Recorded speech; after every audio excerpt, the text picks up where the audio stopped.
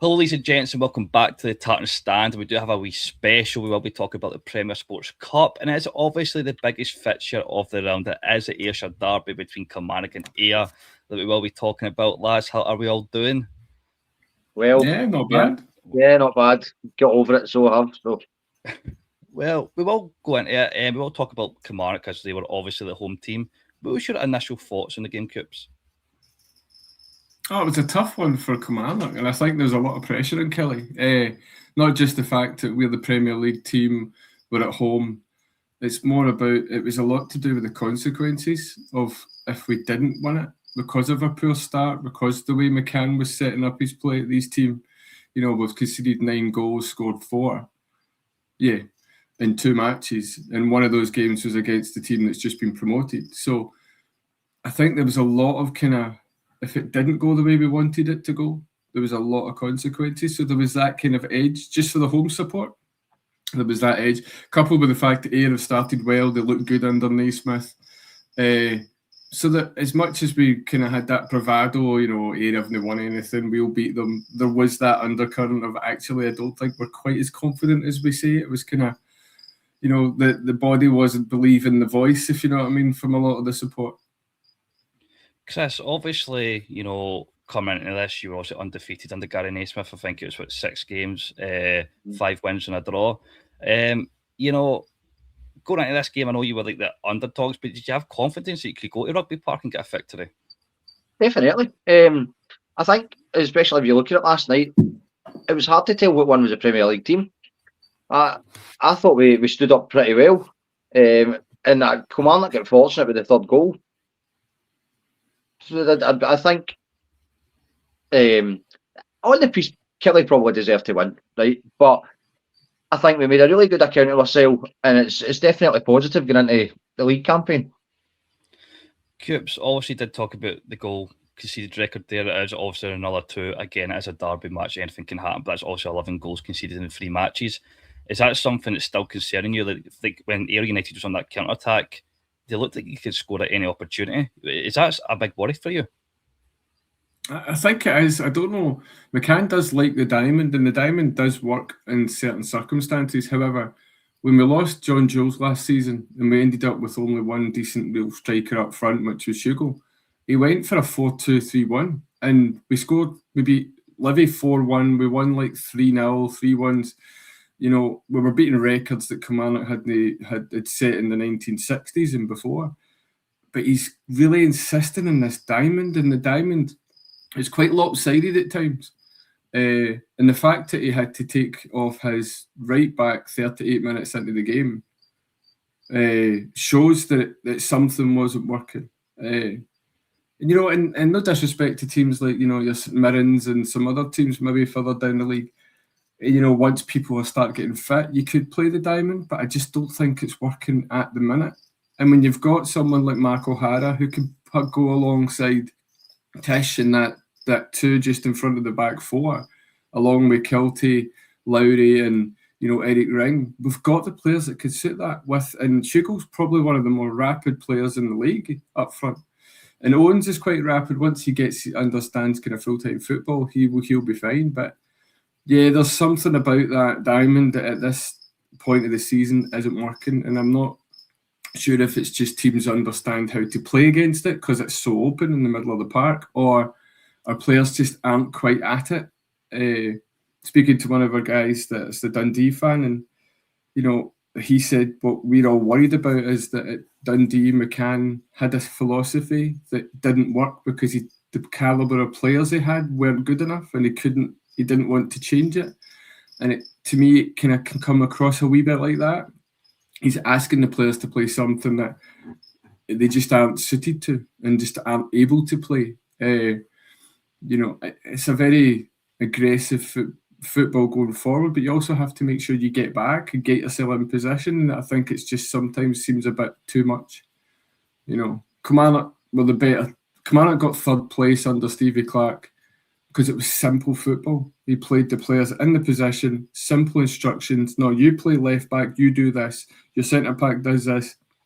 He's asking players to be right backs, right wingers, full backs, go forward, come back, try. It's just a lot for a lot of players to do, to work on, and it's quite a young squad, especially the defence. Chris, obviously you were in the lead for twice. Does that make this defeat a wee bit much more worse? You know, that final 15 minutes basically hampered would have been an impressive victory for you.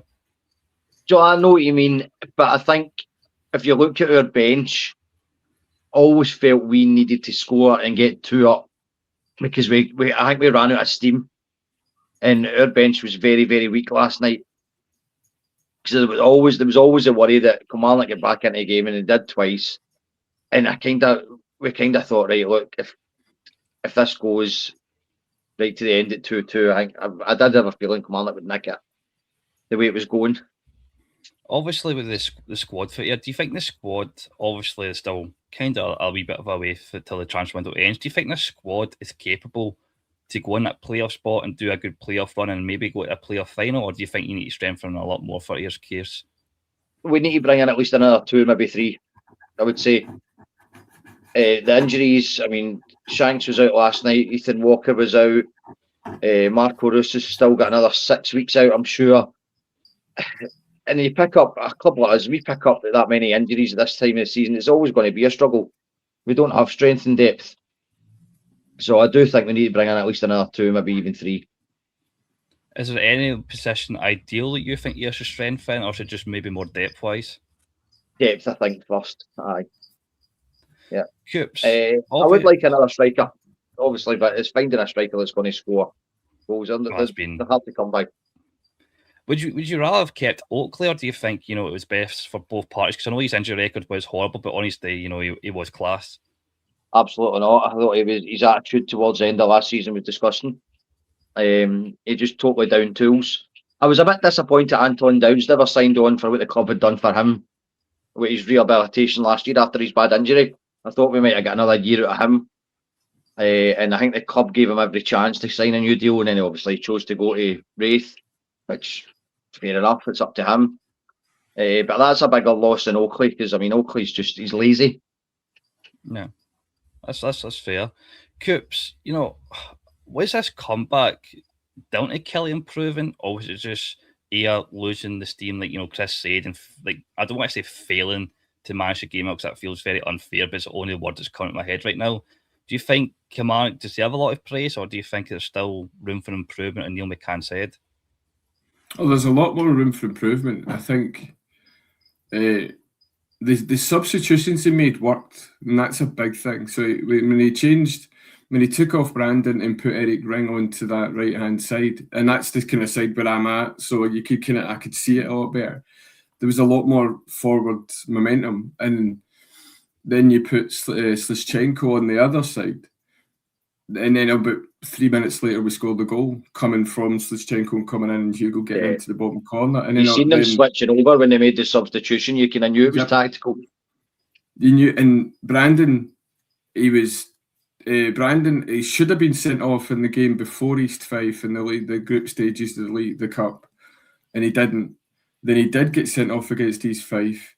He wasn't particularly great against St Johnstone. He got absolutely hammered against Celtic, and he lasted 38 minutes against United.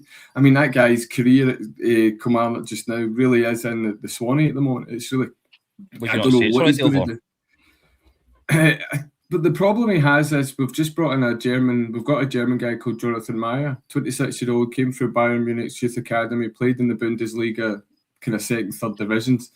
And he's a left back, right back. So McCann's obviously had an issue with Brandon, because he's not got an issue with Larsson, because you've seen what Larsson did last night.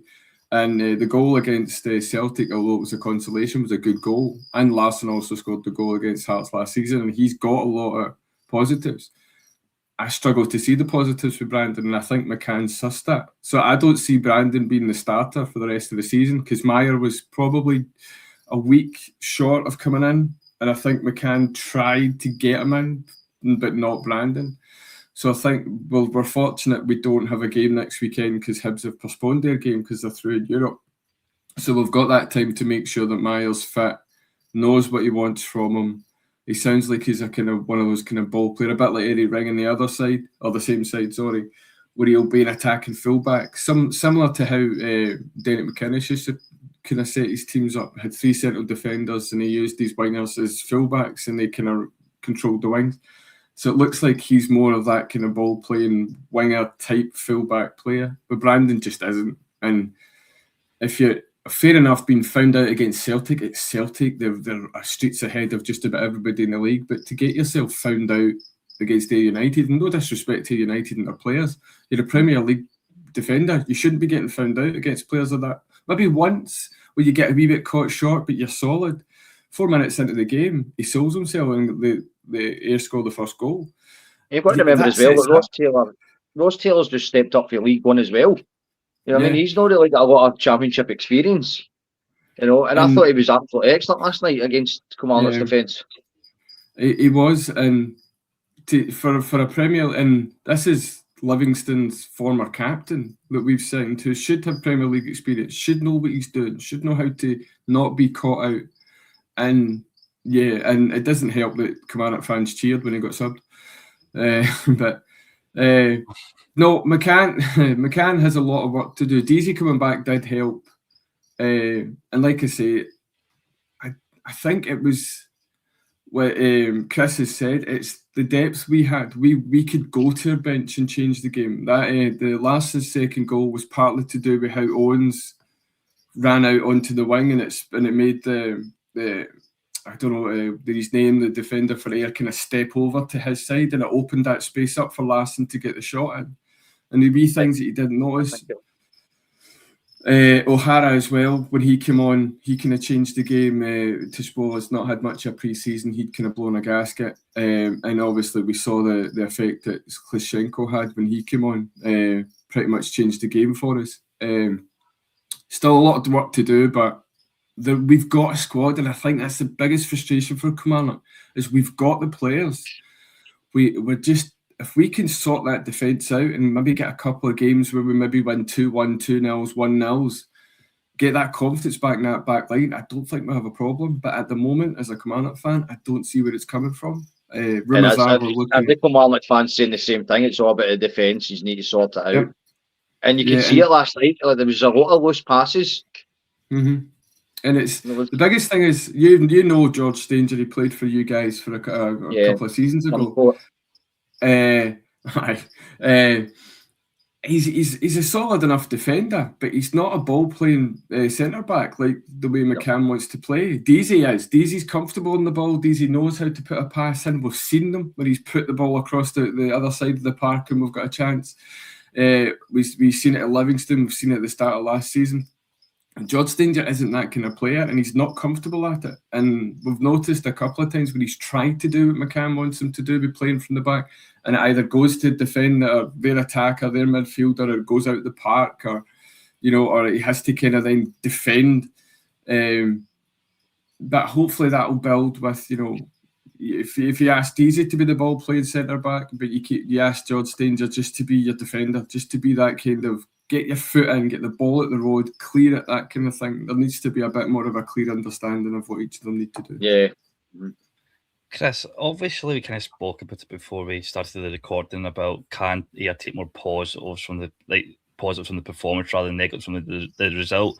There's going to be a lot of, I'm going to say a lot of slagging towards Ayr just because they were giving it the big game in social media towards Kilmarnock. I don't know if you've seen it. I think they were dishing it out, so obviously they have to take it in now. But that's true. But can you take more positives than the negatives from the defeat?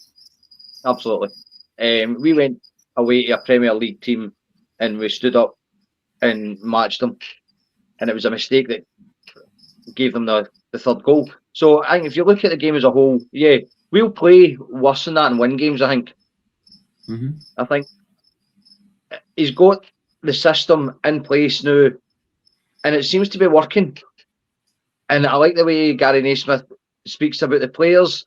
He's very much positive about the way going forward. And I do think that we will do all right this season. And there is more positives to be taking than negatives there, definitely.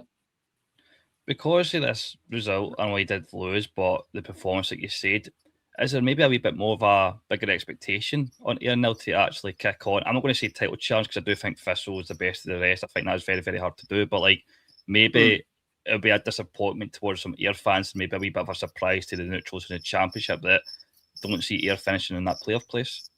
I think, if I'm being honest, I would say it's between Dunfermline, Thistle, and probably Livy.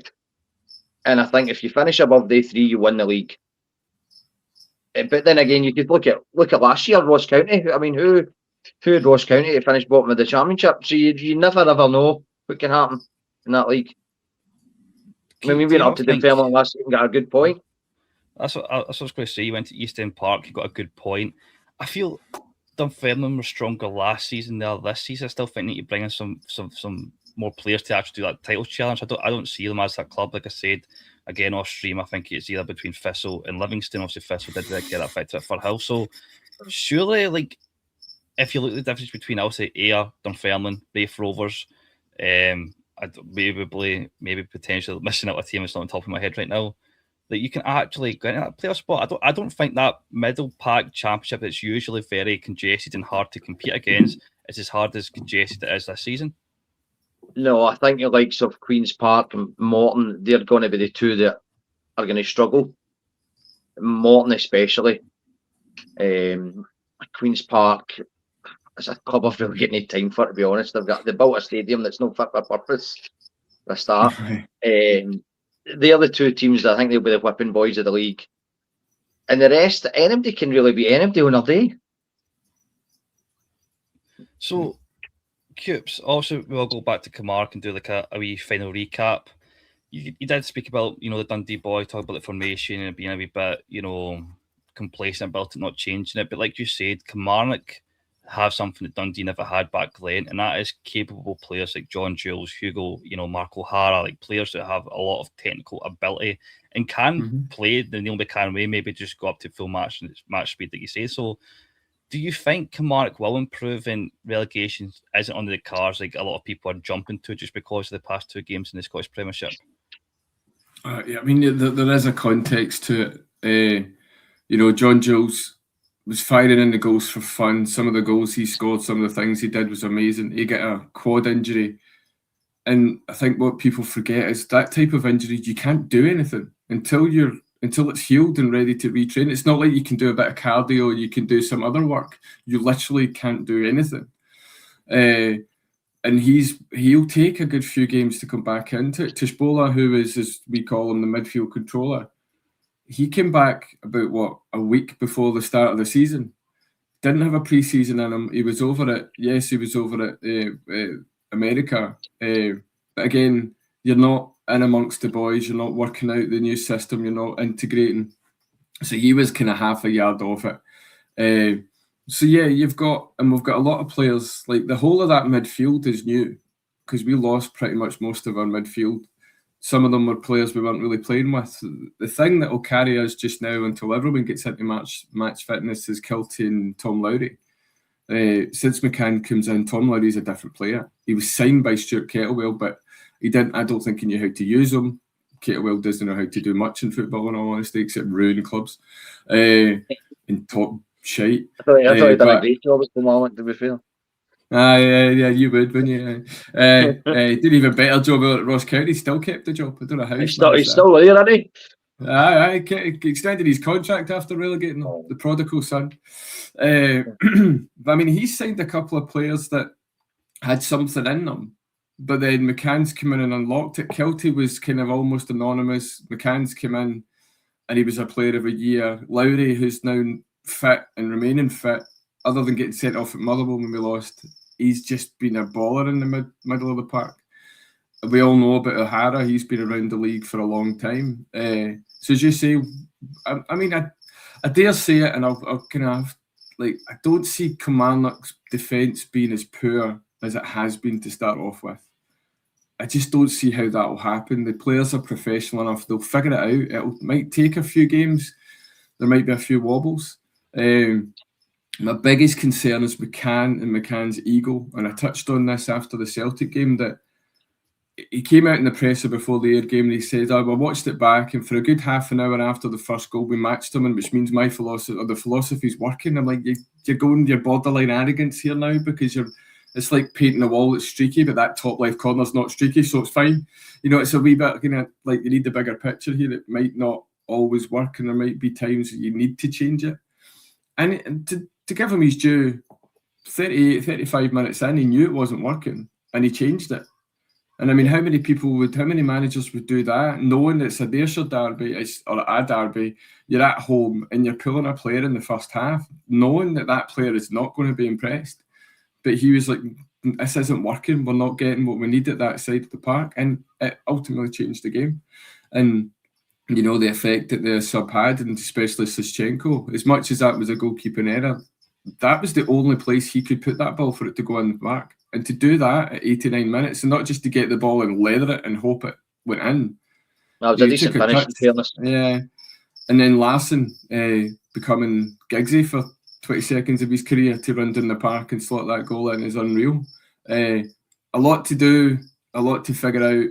And like I say, if we didn't win it, we were going up to Hibs. If Hibs hadn't got into Europe or hadn't progressed in Europe, we don't win away to Hibs. The last time we'd done that was Chris Boyd scored, and that was the year they get relegated. So that's a few years ago. We just don't win away from home generally, and we definitely don't win much at Hibs. So there was a lot of consequences if we didn't win for McCann. Because I'd say to the folk around me, I said, if we lose this, I'm not interested in what McCann says. I'll be like, aye, whatever you want, I don't care. There's be that apathy, maybe a bit what the Rangers fans are going through just now with the way they're starting the season. It's just an apathy. You're just like, I don't care anymore. And then you've got Hibs away, then you've got Dundee United and St Mirren at home, and he's on a run. Don't care if we get beat for Celtic the way we get beat for Celtic. If we needed to beat Ayr, that was kind of the philosophy. Do you think Neil McCann knew that he had to win last night, or else it was a serious trouble? Yes, and he'll come out. He'll come out and say no, full season. No, he's no daft. He's been around. I think you could tell with that in the touchline as well. But he was very, very agitated when Kilmarnock were 1-0 down. The cameras kept pointing to him, and he was like sweating. He was swearing every 2 seconds. Even Billy Dodds was raging as well. So he was. I think he knew as well. Aye. Yeah, the loss of that. Why he ran off the touchline at full time was a bit embarrassing. Though you think he'd won a cup. But I think that's more to do with it was the expectation, the pressure on him. The fact that he knows we didn't play well enough. We done enough to win it, but we didn't play particularly well over the piece. We done just about enough. As you say, it was partly to do with a cup, the depth of the squad, which, we're a Premier League team, we should have a better depth in here. And Ayr United ran out of steam in that last 10 minutes. And I mean, Naismith said that, Gary Naismith said that. He said that last 10 minutes, we just made a couple of bad decisions. We ran out of steam. It was just what happened. And we were fortunate that the ball fell to somebody who had that wee bit of quality to get the ball in the goal. But no, McCann, I think he knew that this season it was defined by this match, and it's stupid to say that it's 3 goals, 3 games in. But if you look back a couple of seasons ago, we had McInnes and we beat Rangers the first game of the season, went away from home and drew 0-0 with Hearts. Then we put Celtic out the cup. That set us up for the season. We had a poor run that we all forget about, but that set us up for the season. So this is the opposite. If it didn't work for us this time round, I don't think many people would care what happened to McCann. I think many people would just be like, away you go. I'm not interested anymore. I think it's modern day football, you don't get time. No. 3 or 4 games in, look at Derek McInnes at the minute. He's on a sticky wicket already. And you don't get time and at any level. Unless you're Scott Brown, he got more time than Stuart Kettlewell apparently. But Chris, to recap with Ayr, how do you see your season going with Ayr? Obviously in the Championship next week, I can't really remember. Are you up against Stenhousemuir next week? I could be completely wrong on that one. How do you see your season? How do you see your season going as an Ayr United fan this season? I do think we'll be all right. I think we'll finish 4th. If I did pick up number, I'd say 4th now. I do think we'll be strong at home. And away from home, if you can pick up the odd win and draw your away games, you would do all right. No, I do think we'll be absolutely fine. And even talk about Kilmarnock, I think Kilmarnock will be all right. I think he'll. I don't think he'll finish top half, nowhere near it, but he'll be nowhere near relegation. I don't think. Yeah, and personally, I think we're kind of going to be like that Dundee United last season, where we're not really going to get top 6, but we're not really going to hit the bottom. And No, for a team like Kilmarnock, probably the same as like as long as you see some sort of progress from last season. The board fucked it. They put Kettlewell in. He did not know what he was doing. He wanted to play with wingers and never signed any. Don't know what the hell he was playing. The only winger we had is Tiffany, and he's playing for the under-19s. So as long as and that's a strange one. I actually liked. I mean, he used to play with Scott Tiffany, and I actually quite liked him as a player. I thought he was decent. I don't understand how he's no. I don't liked it.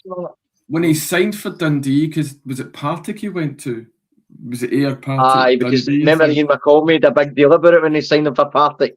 And I actually said to my son, I said, I quite like Tiffany. I quite like to see him at Kelly. He'd be quite good. And he went to Dundee, had a season there, came to us, had a calf injury for about 3 months, and then McCann put him on against Levy where we drew, and he's not even been in the squad since. Yeah. And that was McCann's second game in charge or something, I want to say. I was at that game. That was freezing, by the way. That was in January, wasn't it? Something like that. Big Dacker scored the goal. We'd come off the bench to draw it.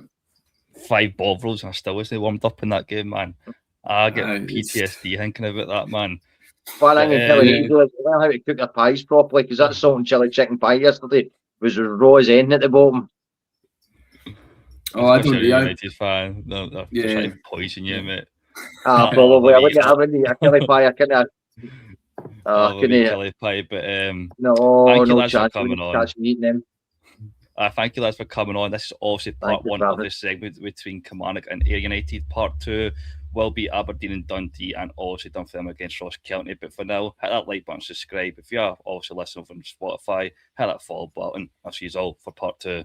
Hello, ladies and gents. Welcome to part 2 of this segment. We'll be talking about Aberdeen and Dundee, and of course, Dunfermline and Ross County.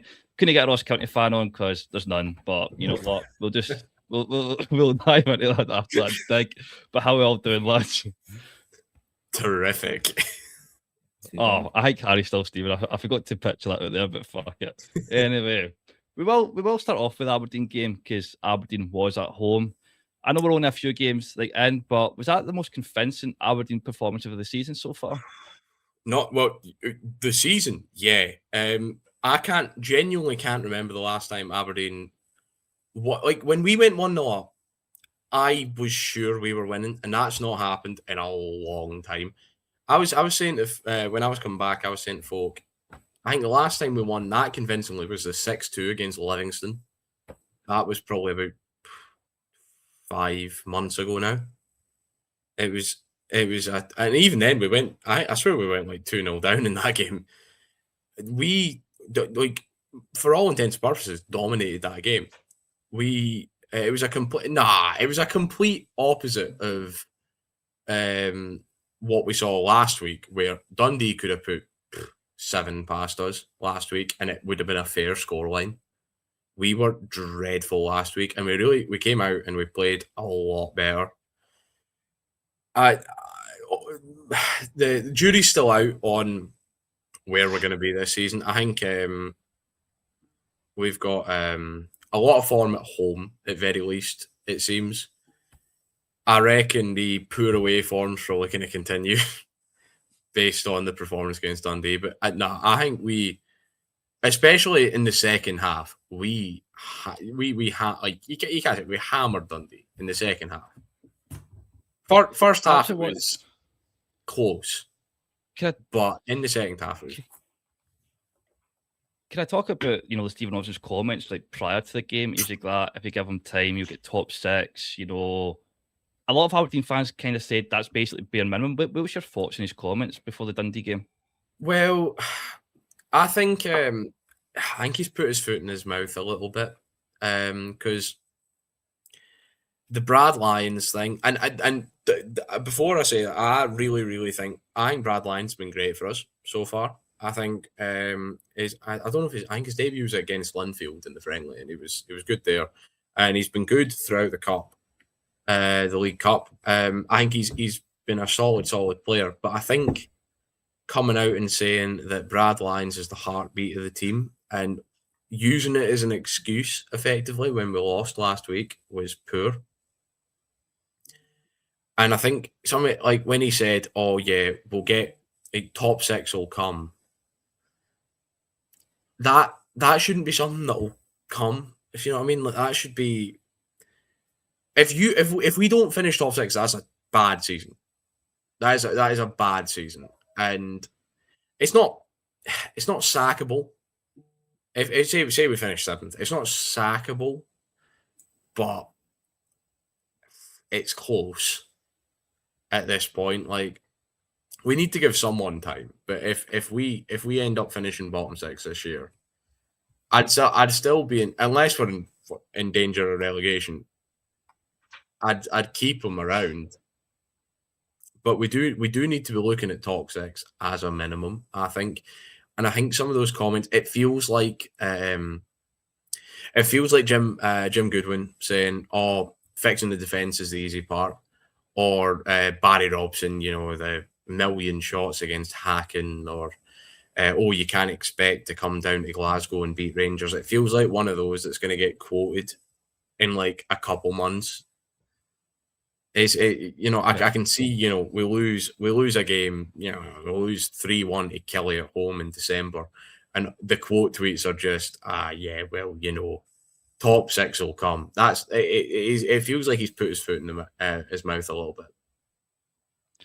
Ollie, obviously Dunfermline against Ross County obviously never went the way you went. I kind of thought before this game this could have been a tricky game just because the way Dunfermline's kind of started, What was your thoughts on the game as a whole?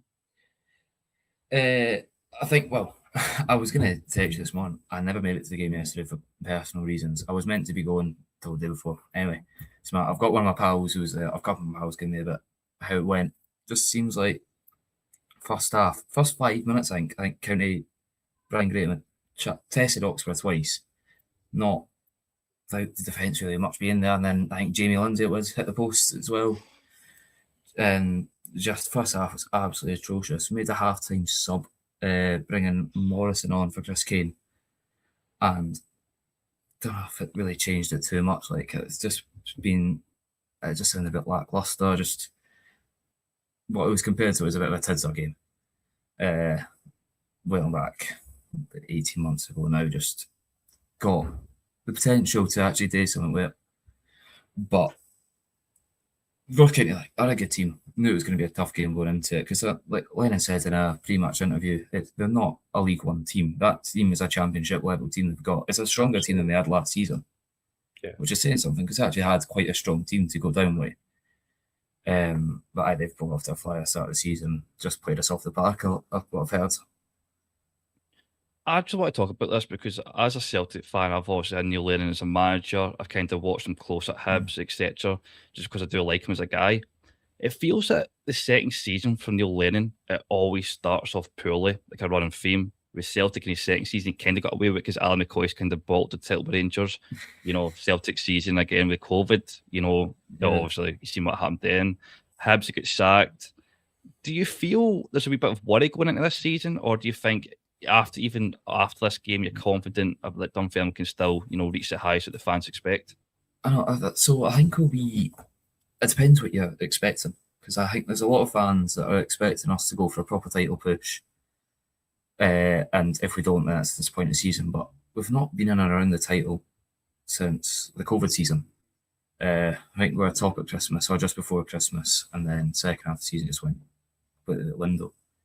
It depends if that's what we're expecting. I think Thistle, very strong side. Livy, strong, but wasn't impressed with them when I watched them against Thistle last week on the Friday night game. Thought they were very poor.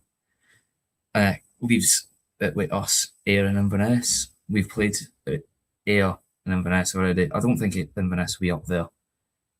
I think it's too much to do a back-to-back title challenge. And then Ayr did not look very good against us. We're far the better team, and it's been a big overturn of numbers over the summer. A few players still coming through the door. I think we made 2 signings on Friday and 1 yesterday morning. We're still getting used to each other and everything. Hopefully, it could be a tough start to the season. We've got a tough first few games, but I think playoffs is an absolute minimum. I think Lennon knows that. I think Pars will get the playoffs. As when I did do the video on my TikTok, a lot of the fans, like you said, like are expecting a title push, but obviously the transfer market still isn't closed. But it feels the squad last season for Dunfermline is a wee bit stronger than it is currently now. Would you agree on that, or do you think maybe we're still on the same level of par? I don't think it's got much stronger now because we've lost Kilmarnock and Ngwenya both to Wigan, incidentally. As we were in for Kilmarnock. I watched him against. It was in your playoff. I was at Gayfield when you played Arbroath, and I mean, to be fair, he wasn't the best, but I was still looking at him going, he's a big guy. He throws himself about. He's a presence on the park. Like you can even see if you're just looking at the full field, you can always see him. Like he's always there. Just like he's always on a man, so like just marking him out of the game or something. I would have liked him at Aberdeen, but do you think? Do you think Dunfermline have a little they lack something up top? Because Chris Kane's he was a good striker, but nowadays he's getting older. I'd agree. We've got probably 6 attackers now. 6 attackers all want to start. Chris Kane being one of them, but he struggles to get more than 45 minutes in his legs. Got Zach Rudden, who I never rated when he played against us. We've got an expert here. I never rated him when he played against us, but for us, he's got an extra bit of pace and he's got a bit of Rudden the pudding. Todd's he's shocking. He is shocking. Shocking. Todd. One of the group Partly had a howler last night.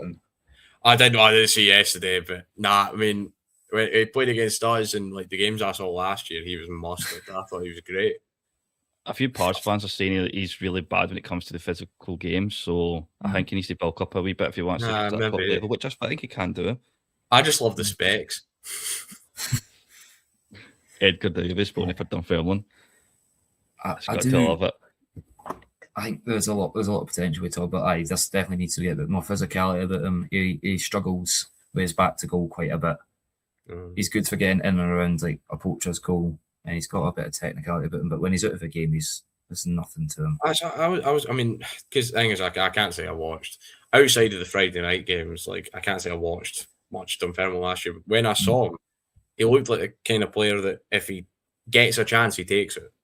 Oh, yeah. But I mean, I can't really comment on his hold up play or anything. He was great against us, bastard. But no, I thought, do you know, maybe he's the kind of player that might benefit from playing at a higher level, if you know what I mean? Because if he's in a really physical environment, if you're saying his hold up play is bad, if he's playing at a higher level where he's not getting barsed around as much, he might get to show some of his technical ability a bit more. I think you're completely right, to be fair. If he's getting incredible service, he'll get into the positions just on the ball. He's still young. I mean, he's about 20, 21. He reminds me a bit of Alan will know. He reminds me a little of Charlie Riley. So Charlie Riley at Albion Rovers a couple of years ago. God, what a player! He was was it 2022? He was top scorer in League Two. He bossed that league. He was untouchable, and I was actually a little disappointed when he went to Dundee, to be honest, because I thought it was too much of a step up for him. It was too much of a level to jump up. I wanted him to go to a championship team and just go straight into the squad and keep playing. But he's in the squad now, and he didn't do terribly much yesterday. But nobody that played for Dundee did terribly much yesterday. So the biggest issue Charlie Riley's had his injury record. The guy's been incredibly unlucky with injuries. He's been with us about 3 years now. Played a handful of games, really. That's because he stayed quite when he was at Albion Rovers. Albion Rovers got relegated for League Two, and he was still the top scorer in the league. He was unbelievable at that level. But when he went to Dundee, I kind of thought he's not going to start for Dundee. Like it's too much of a jump. I was wanting him at when that was the season when Stirling Albion got promoted. I thought that he'd have been a brilliant signing for Stirling Albion to try and stay in League One. But it never ended up happening because Stirling Albion is bored as full of clowns. But to be fair, who is Stirling Albion manager? He's the manager of Clyde right now, isn't it? Is it Young? Darren Young. Yeah. I don't think he's a good manager for League One. I don't. I really don't. I'm telling you, I'll Clyde in East Two, to be fair. I'm completely going off topic here with the football games, but I was at Clyde in East Kilbride. I was talking to a few of the Clyde fans, and they were like, he's an absolute bottle job, especially that February game, because the Spartans at East Kilbride were dropping points a lot, and then Clyde never capitalised on it a good few times. But I do expect him to do well this season. A bottle job, like he's won promotion from League Two 3 times. Has he done anything in League One? No, he was very, very unlucky in League One with Stirling Albion. With East Kilbride, when East Kilbride came up, they took Thompson away from them. And he had injuries. Like halfway through the season, he was sitting about 6th, but injuries and transfers and that got them down. They got relegated in the last day. It was unfortunate. Stirling Albion should never have sacked him because then they got Maybury in, and that was about as good as Maybury's going to do. But no, I think Darren Young's a good manager at a lower league level. I think. It's not just Aberdeen bias. Like I like Darren Young. He's a good manager, man. Well, we will talk about Dundee, like Alan. Obviously Dundee went at half-time, not in each. Do you think it's a wee bit frustrating that you went on to lose the game 3-0, or do you just think obviously Simon Murray going off injured just shows you how thin the Dundee squad is to continue a good level of performance? That's exactly it, Jordan. I would say up until Simon Murray's injury, the game was 50-50. Simon Murray was clean through, had a great chance, fluffed it. Joe Bevan was through as well. Wesley had a header that just went past the post. And I think any one of those had gone in at that point. I think Aberdeen's arse might have collapsed a little bit. You're right. At that point. I think obviously what happened with Simon, you saw that all we had on the bench to come on was Finn Robertson, and he is nowhere near a striker. We had 4 under 20-year-olds on the bench yesterday. The squad is incredibly thin, and that's been my biggest worry from the start of the season. Obviously, Ash Hay got injured last week. He's out for at least 6 weeks or more. Simon Murray is now looking like a potential career ender. From what I'm hearing, that's such a shame for a player who has kind of dominated Scotland for a he's been such a presence, focal point. The thing is, Harry, as well. I'm part of a group that the Dundee Community Trust put together, and Simon Murray was a major part of putting that together. So I've got to know him a little bit, and I was just speaking to him on Thursday, and the positivity coming out of the guy was unreal. As a club captain, the level of work he puts in behind the scenes, the level of work he puts in on the park, the leadership he puts in on the park is, second to none. It's a massive thing for us. And also, he's a D3 through and through as well. Mm-hmm. So anyway, on the game yesterday, obviously seeing how much pain he was in, going off on the stretcher, the players looked a bit spooked. It led to Finn Robertson having to come on, a change of formation. We had to go because more or less with Simon Murray and Wesley, it's more or less a 4-4-2. On paper, it looks as if Wesley's sitting behind, but they play more in a sort of box formation. Wesley and Murray up front, and Finnegan and Hamilton in behind when it comes to pressing on. So with Murray going off, it changed the formation. We saw it through to half time.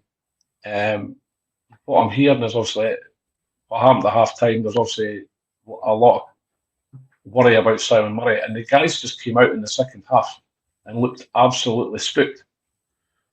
I don't know what was said. I don't know. It'll all come out in the wash. But the players just did not look at it at all, and to go from that. So Aberdeen capitalised though. The change of formation didn't help us in any sort of anyway. And that sort of first 20 minutes of the second half, we just were not at it. We came back into it a little bit towards the end, last 10 minutes or so. But you was too late then at that point. It was fun, yeah. The game was well until we gone, but then that's Aberdeen, they're due. Second half played really well. They were clinical. The boy in Tello. I don't think we didn't change anything. You're right when you say you didn't have to. You came out. The first half it was pretty 50-50. I thought towards the end of the first half we were pushing, but when it went to half time, again, I wasn't confident. But see when that second half came out, the full second half, Dundee were playing like a team that were defending a lead, and it was 0-0. Well, that was more or less it. Towards the end of the first half, Murray's gone off, was reverted to the 4-5-1. We were just hanging on till half time, and like I say, they just having no backup coming from the bench whatsoever. With Robertson coming on, we were just out of sorts completely. See with the Dundee, obviously they lose at Celtic Park, but I thought it was a brilliant and brave performance from Dundee. Obviously beat Aberdeen comfortably last week. Are you not frustrated by the board that they're not actually backing Stephen Pressley a wee bit more? Because it feels like there's a real opportunity for Dundee to actually push on under Stephen Pressley and maybe try and get that top six. No, absolutely. I don't think it's a lack of support from the board. I think that Presley has a blueprint of the players that he wants to bring in. We've seen it with the guy from Bromley, the centre half that we're wanting to bring in.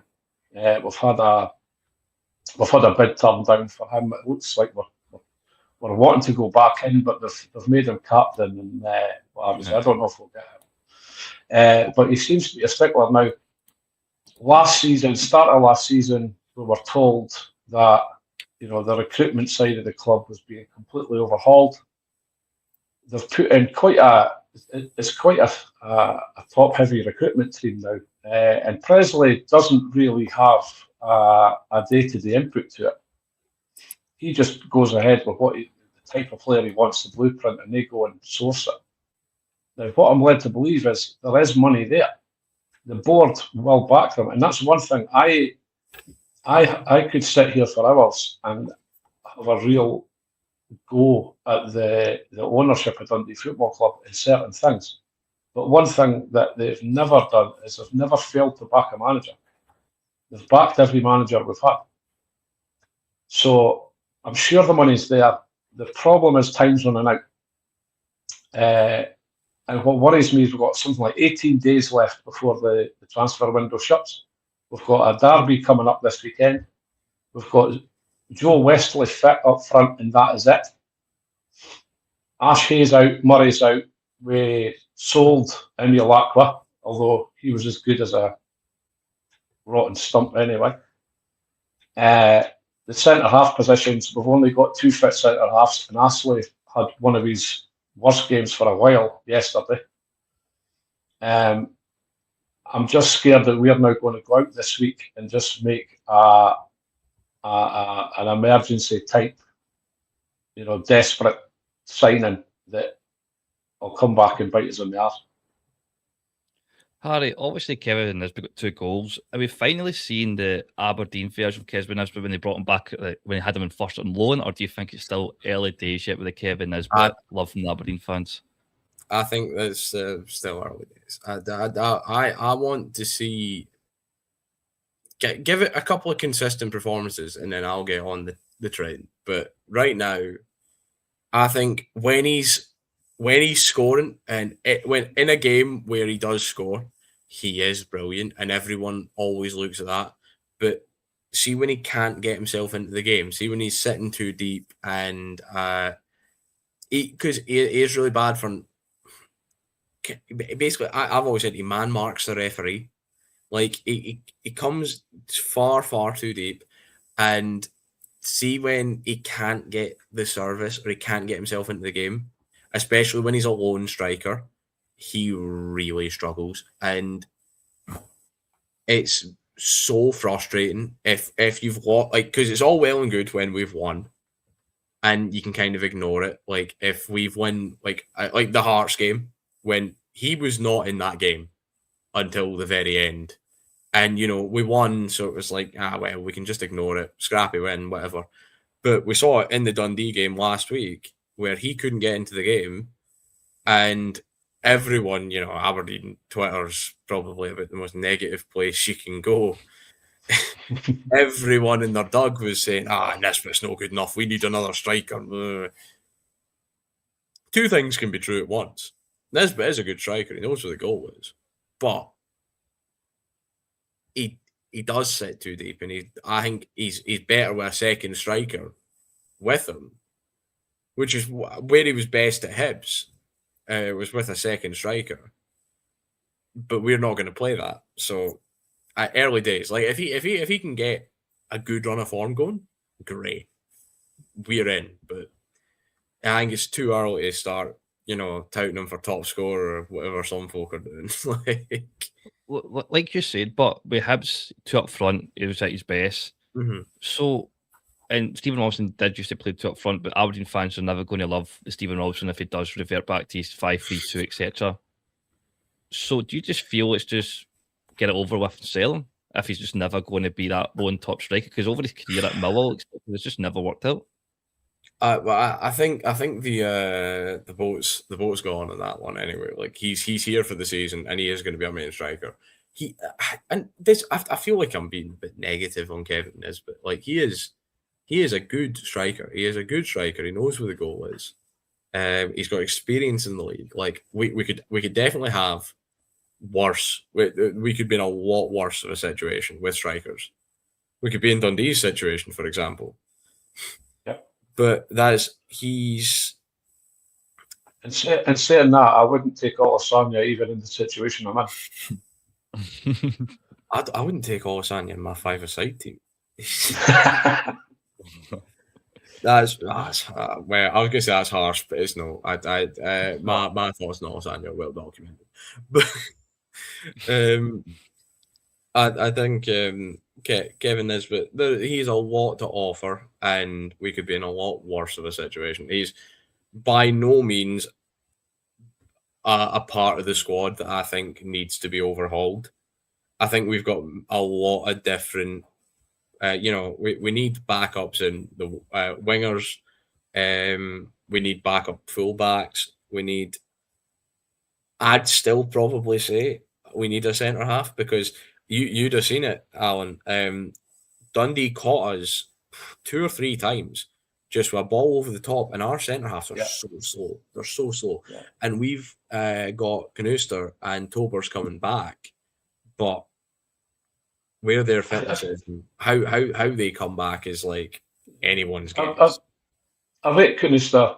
I think Canuster's probably one of our, if not our best players. Yeah, he's really good. I think. Sorry, is it Happy?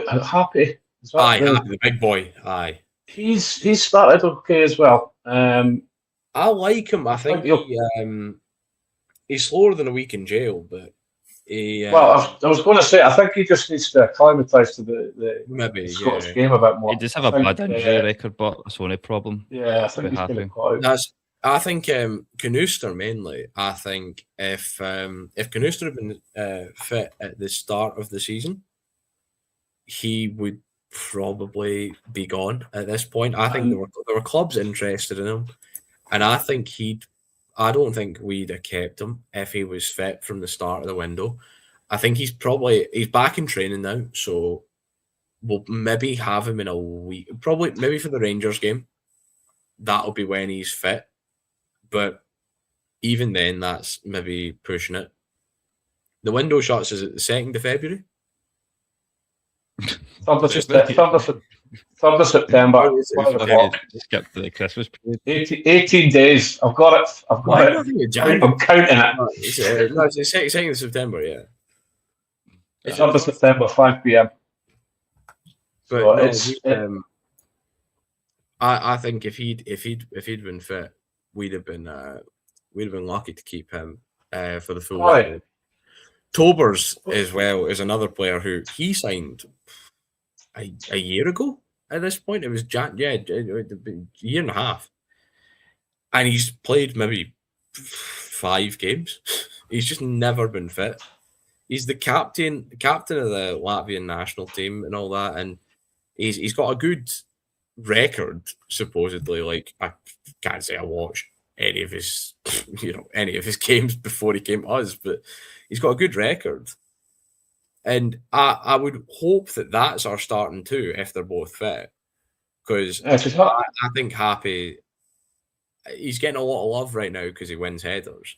But that's just because Aberdeen have been so starved of a centre-half that can win a header or score a header or, do anything in the air for so long. Because our record from set pieces has been atrocious. We've been so starved of any ability from set pieces that any time we see a guy win a header, we think he's, the second coming of Christ at this point. Talking of headers, Harry, where does Jack Milne fit in now?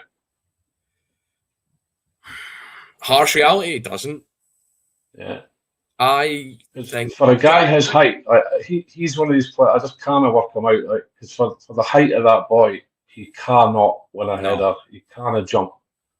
Jack Milne did his best work in a back three when he was in the centre of a back three and he had people around him to support him.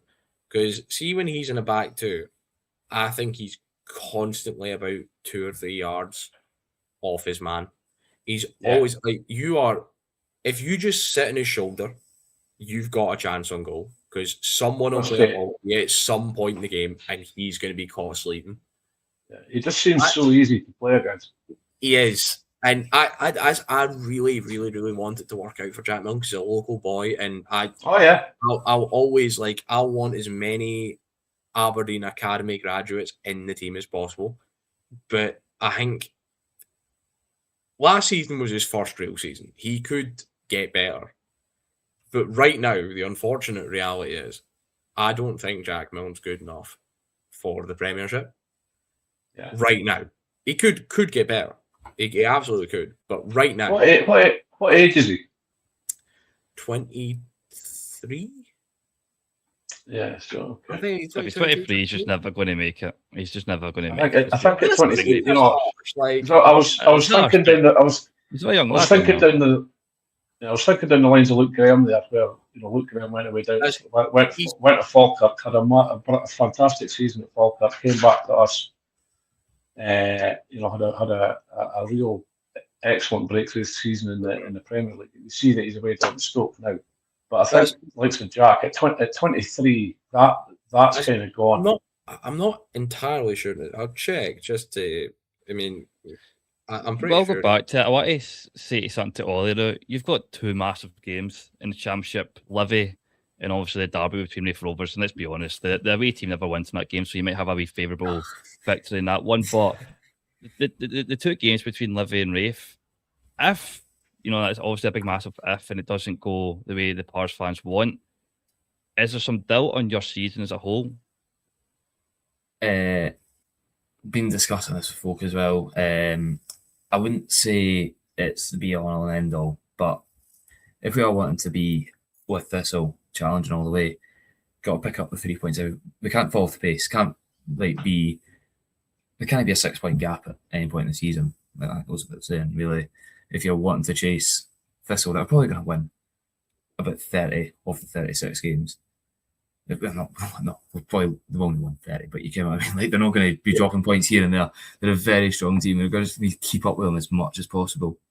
Livy's going to be a good benchmark to see where we're at, because I think they looked poor last week, but they should be up there with the squad they've got.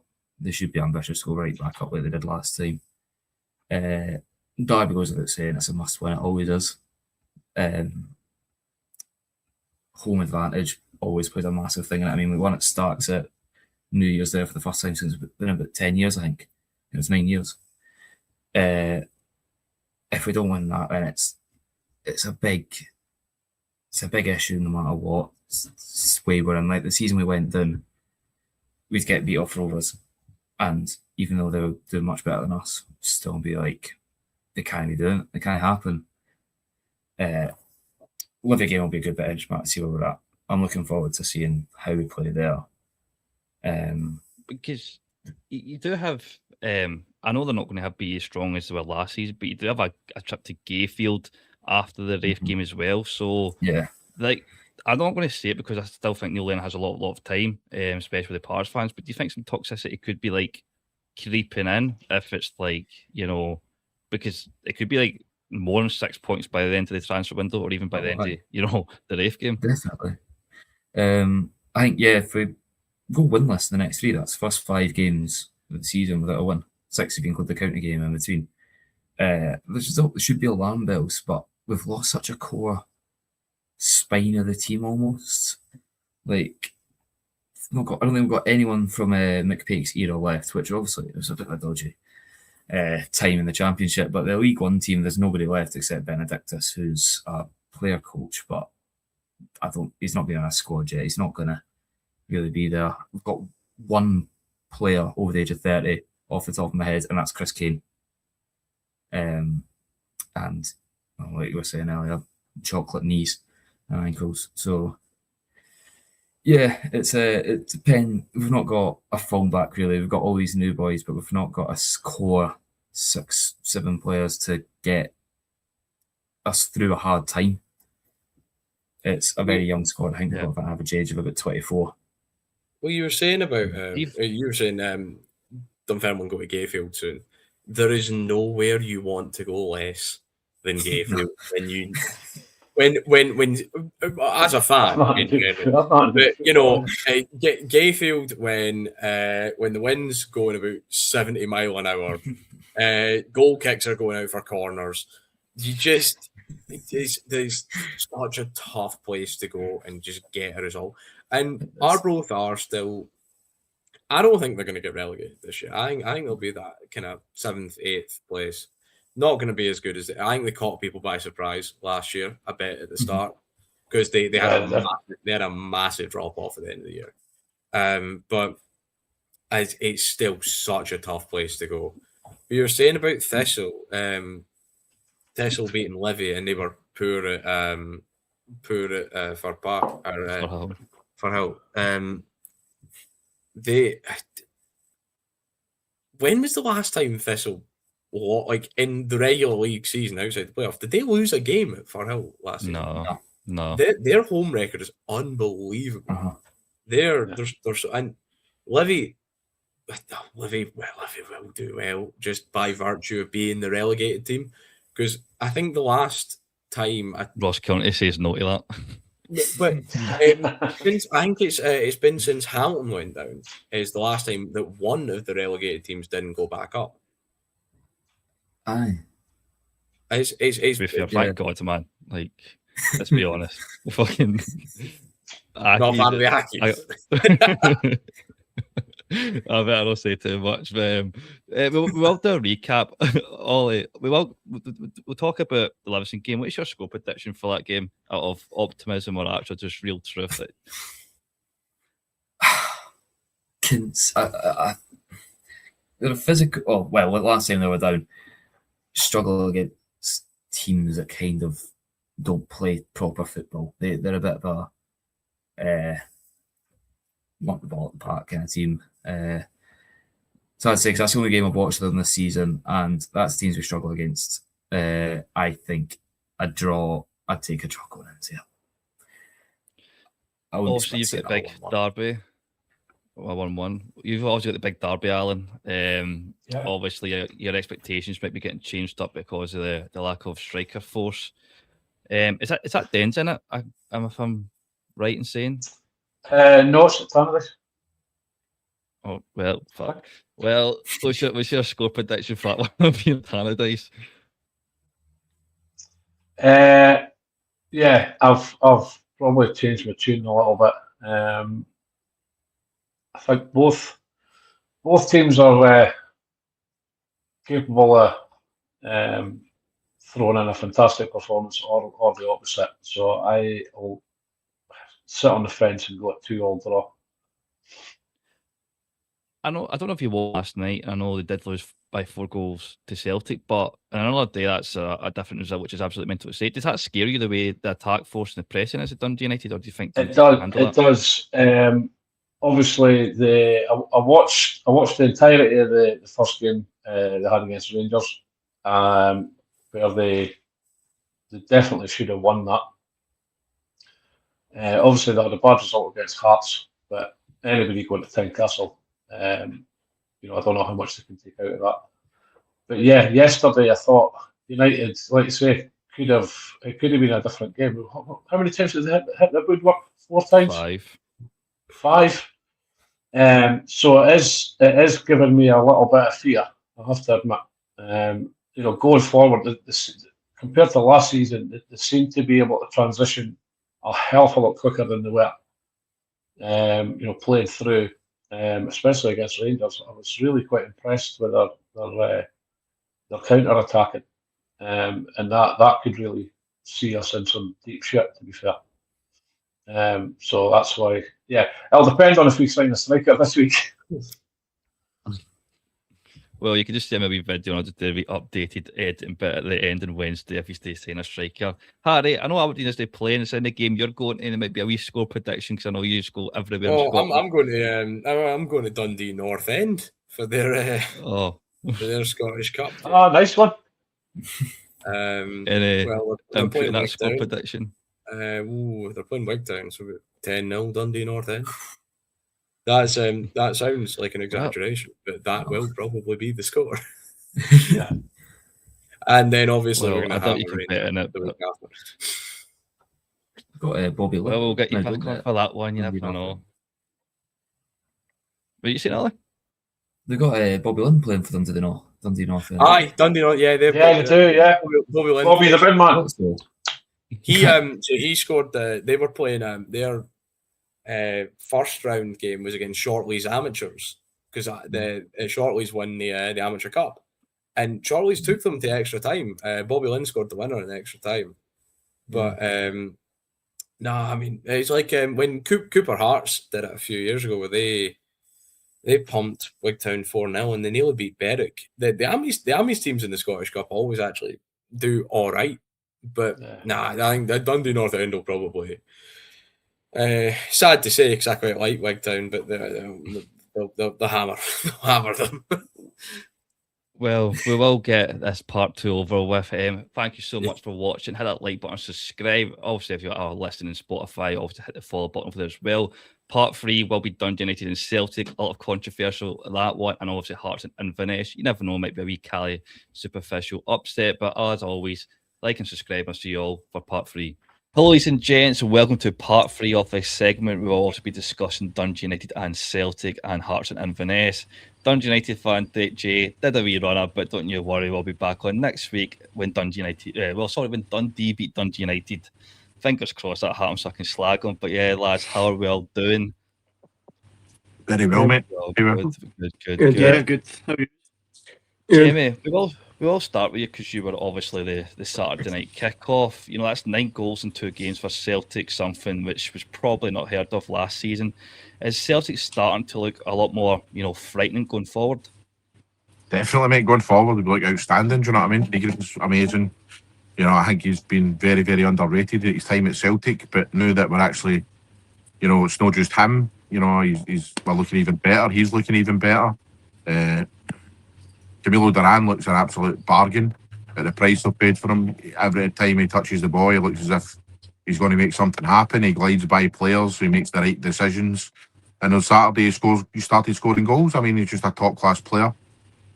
One guy I want to mention as well is Sebastian Tenecti. I know that he gets a lot of criticism, and quite rightly so a lot of the time. You know what I mean? He doesn't go by players enough and stuff. I thought he played really well on Saturday. Couple of wee, times that he didn't get by his man and he was falling over and all that. But he was creating opportunities. He scored his goal. He took that really nicely. Hopefully, he will kick on for it now, because I said to you before, Jordan, I think he's a really, really good player, and I think that there's definitely something in him that can establish himself at Celtic. He's an international. He's got all the attributes to be a very, very good player for Celtic, but he's not done it. Hopefully, it's kind of like a Nicholas Kuhn scenario where he didn't really quite cut it in the first season, and now that he's in his second season, he can kick on. And I'm sure we'll get to it, mate, but there was a few controversial decisions on Saturday, which I believe probably the Dundee United fan has run away from the day because he can't deal with it, which is fair enough. I mean, but he should have stood up and just accepted it, man. At the end of the day, the officiating's rotten in this country. The officiating's no very good anywhere, to be honest with you. VAR it's not really succeeding anywhere, really, is it? Every game I watch, even down in England and stuff like that, they're having problems with it. But as for Celtic, mate, going forward, they look excellent. Callum McGregor looks like he's got a new lease of life in the middle of the park, and he's got a bit of support and that. I think Arnie Ingles will be a big miss for Celtic, but Mika Bor, he came on Saturday, looked quite decent and stuff. I know he did make a mistake where Dundee United nearly scored in that. But going forward, excellent, mate. But there is problems at the back, you know what I mean? But Dundee United hit the woodwork 5 times. 3 times they hit the post, twice they hit the bar. I mean, if we give up those opportunities on Wednesday night, Jordan, which is a massive, massive game for Celtic, as we all know about, I think that Lask will take them. So they're the champions of their country and Austria and stuff. So it's all right going forward, you know what I mean? It's all right scoring goals and creating chances and doing really well going forward. But if you've not got a defence and they're looking ropey and all that, then you're not really going to win anything outside of Scotland. Do you know what I mean? Not that I'm saying we're going to win the Europa League or the Champions League right enough, but we'll know do well. You know what I mean? You need to be able to defend at that level. And I just seen quite a lot of warning signs on Saturday, mate, going back at the back line and stuff. And Martin O'Neill kind of suggested that after the game. He said it was good going forward. However, we've got a lot to improve on and stuff. So aye, mate, going forward, really good, but improvement at the back is needed. You kind of, spoke about Duran there. I was going to go into him. He did get his first competitive goal. Did kind of impress in pre-season. There is a wee bit of controversy. I'll get you to Lad's opinion as well, Darren, that to go forward. But leading up to his first competitive goal, do you think the goal should have stood? Well, we spoke about it a wee minute before we came on here and stuff, and you made a good point that it is the rules, right? That is the rules that, if I don't actually know the rules, I'm not going to lie, actually. To be honest with you, I thought it was a Let me say it to everyone before we actually dive into it. So, FIFA, we're going with FIFA rules here, because SFA don't actually go with UEFA, which is mental, what you could say. So, for the FIFA rule is, if it's accidental, which is obviously up in the air if you want to say it, then if it's accidental and the player who touches the ball still doesn't score for it, but another player does, then the goal should stand. But with UEFA's rule is, no matter if it hits a hand leading up to play, it should be disallowed.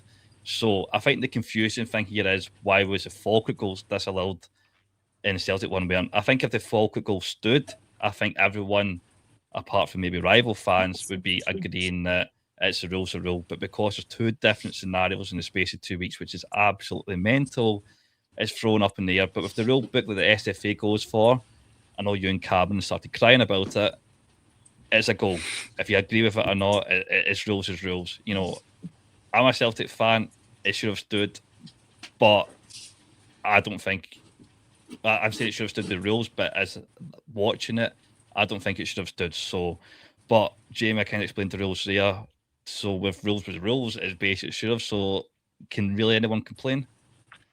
Well, there's 2 things to that then. The first one is there's no consistency. As you say, Falkirk got a goal disallowed and stuff like that. My boss is a Falkirk fan. It's the first thing he said to me this morning. How come you got that goal and we didn't get that goal?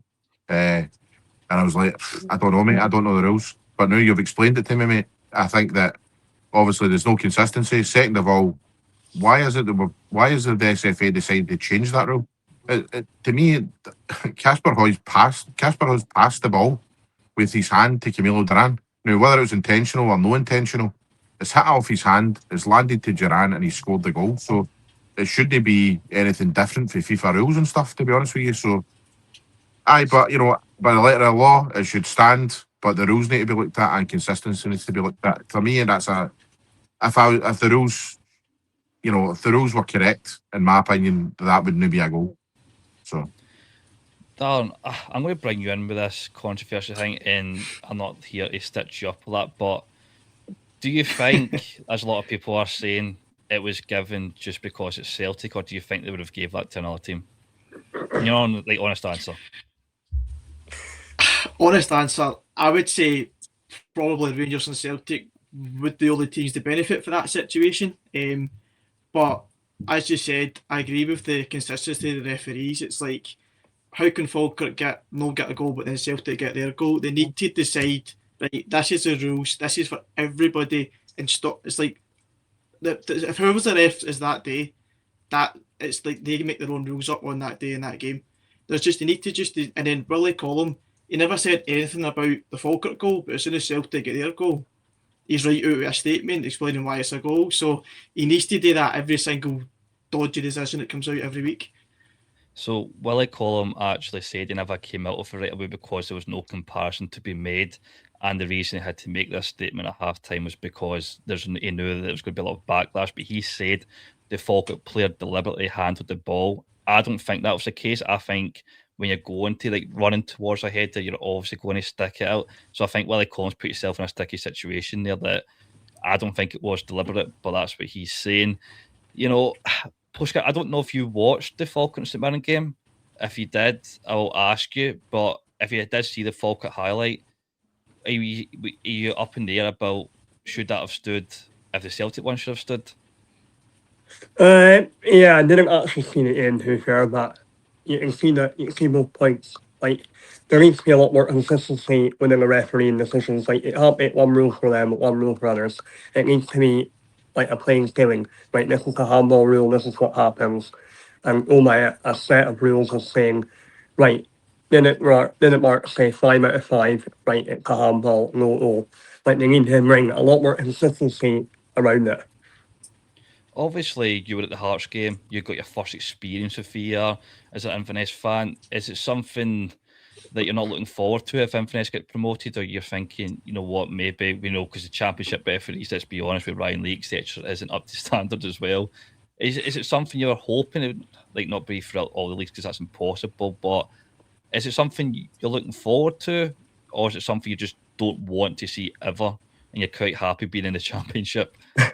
To be honest with you, I think a lot of fans will say the same thing. It can be good when it's helpful, but there's times where you'll see, like on Sunday, Arsenal scored it all. Now, whether that was taken from VAR or not, obviously it was through VAR, it was ruled out offside. All Inverness fans are celebrating, Inverness won the lap, and that completely changed the game. And there's many a times throughout the whole seasons within Scottish football that things like that happen. There is times when it goes for you, and there's times when it doesn't go for you. And I think, for me personally, it needs to be rectified and a bit more drawn out as to what it's actually used for. A general rule is to say maybe it might be that a team can request to use it on certain occasions, all that different things, and it just needs to be reevaluated. But to say I'm looking forward to it, no, I wouldn't say so. As that, saying that, the refereeing as you all know in the leagues isn't even as good either. So I think refereeing as a whole in Scottish football needs to be readdressed. Darren, we all obviously got to the Hearts game. Was this like a Hearts, simply doing what was expected, or was it something actually impressive in the 6-2 scoreline that actually stood out to you? The impressive thing for me was obviously responding to Inverness's 2 quick goals in the second half. Before the game, I thought, right, Inverness had a decent team, but we should stroll past. We should win 4-5-0. But Inverness really impressed me with the first, up until about the 80th minute, they were in the game. They're actually decent, and they're hitting the counter-attack really well. That's the one thing for me that we need to fix is defensive-wise, because we're gaining too many cheap goals. like the second Inverness goal, we were pretty much in our own in the other box, and they pinged 2 or 3 passes together, and the balls in the back of the net. But I'm impressed with the Hearts going forward now. We do look more of a threat than we did last season going forward.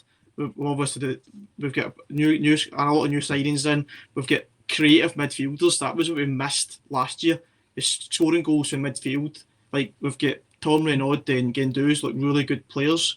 But the only fear for me is still at the back. We've got a lot of injuries, so like Craig Halkett won't be back till January at the earliest.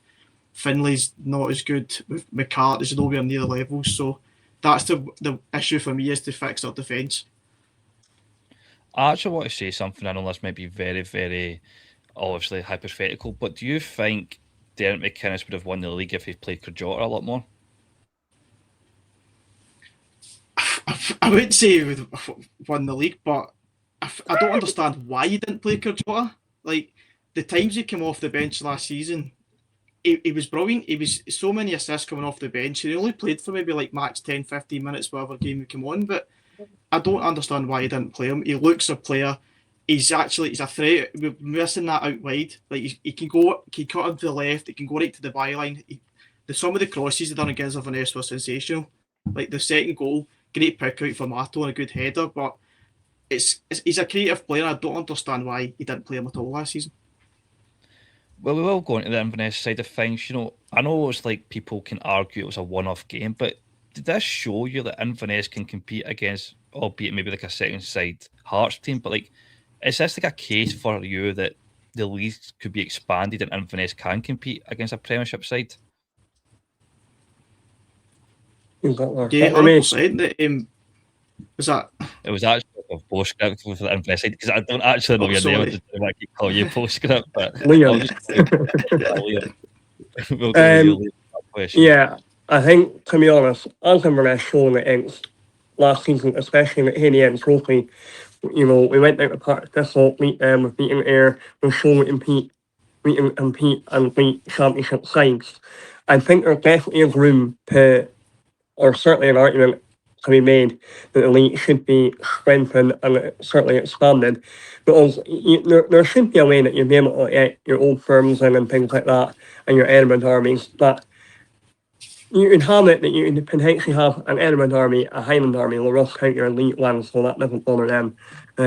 But there should be a pathway for it, and I think it needs to be restructured. It would give the league a lot more potentially views, a lot more people would be interested in it, and it's something that would be new to the SPFL, which I think everyone's needing. But also, the pyramid system is absolutely horrendous.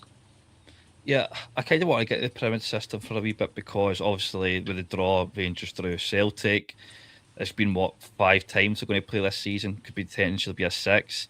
Jamie, I know a lot of people say Rangers and Celtic fans say we could play each other every week and the hatred will still be the same, and that might be rightly so. But does it not take something away from the spectacle that we already know they're going to be playing 5 times this season, potentially a 6, most likely a 6? Does that not make it seem a wee bit boring to you, or do you think, you know what, it's Rangers, I'll be up for it no matter what? Be up for it no matter what, mate. I want to beat them at tiddlywinks, hide and seek, anything that goes, mate.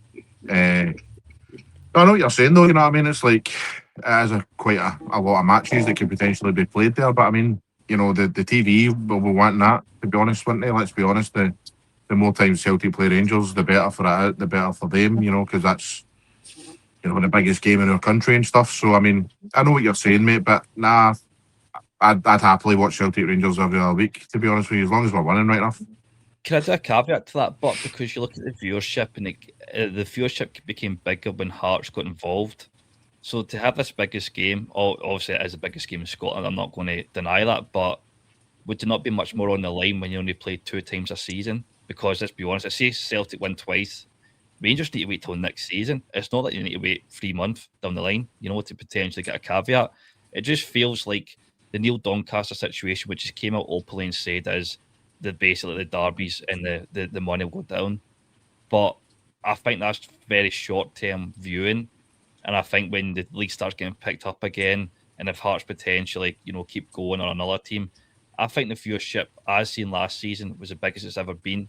and Celtic and Rangers have been dominating Scotland for the past 40 years. So I think that argument is very short term, which I can agree upon. But there's nothing been very long term with Scotland, and I think that's why Scotland's fell away so much. So to obviously agree with your point slightly, but I feel like the caveat is obviously there. But Darren, do you think the league reconstruction should be a wee bit bigger, or do you agree that maybe the fewer shift in the finances would be down the drain if the league does obviously go a wee bit bigger? I've been crying out for league reconstruction for years. Like, there's so many like big teams that's been in the Championship for too many years. Like, for example, Partick Thistle, they've got a really big fan base. They took a big support to Easter Road on Sunday as well. I think it would make the game better. Like, for me personally, as a fan going to the games, I'm getting bored of going to the exact same away grounds every single season, because usually a team who goes down comes straight back up anyway. So you're going to the same grounds all the time. It would just be a bit of variety, and for fans going to the game, going to somewhere different.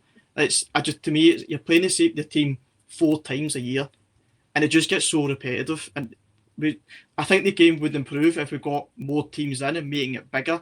And as you say, the Old Firm games 2 or maybe 3 times a year, it'll make the occasion bigger and better for like other audiences as well. Because even like English fans comment, "Oh, it can't be that big a derbies play each other every week." So I feel like that would broaden the horizon as well. I just don't think interrupt, but I just don't think that they'll see it like that though. You know what I mean? You're right, it'll be bigger for us and stuff because, you know, it's not going to be as much. But from the outside, all they're interested in is Celtic Rangers, the TV deals. That is literally all they're interested in. That's why it's no expanded. If somebody can come up with an idea where Celtic and Rangers still play each other 4 times at least in a season, but yet you make the league bigger, then I'd love to hear that. But at the end of the day, they'll never do it. And look at it, man. It's the only time that you guaranteed that game's going to be on the TV, Celtic v Rangers. Do you know what I mean, in this country? So I'd love to agree with you, but I just don't think that there's any way that the TV outside of Scotland would ever look at it like that. Liam, we will go back to the Inverness Hearts game. Like, how much confidence can you take from this game? I know scoreline wise, you're looking it could be a hammering, but if you actually watched the game, you were leading at one point, albeit it wasn't for very long. Do you think this Inverness side can, go back to back, not maybe win the title, but go back to back promotion like a Falkirk? Well, to me, yeah, people can say it was a second string Hearts team, but when they put on like Howdy O'Brata and their sort of more first team players, that's when Hearts really improved. For me, Inverness, I wouldn't have said they surprised me because I know I've been seeing them, watch them quite a lot. I know how they play. For me, they've impressed me in how they've matched up, and I think Scott Helter's doing a really innate job. I think that I'd like to think they'd be able to try and do a Falkirk, but that's been completely optimistic. But there's no reason why we can't say, why can't we do it? Falkirk set the standards, why can't Inverness do that? I do think Inverness have the makings of a really good squad with the additions that we've got in the team. I'd like to personally say, I think we can get top 4, but why can't we own challenge for the league? You know, it's a very competitive league, and a lot of teams within that league beat each other, and especially the top 6 teams in that league now, it's anyone's. Yeah, especially agree with that, especially with the start Inverness has had. If you take account, I know Arbroath, in my opinion, is going to fall off, but they were a playoff team last season.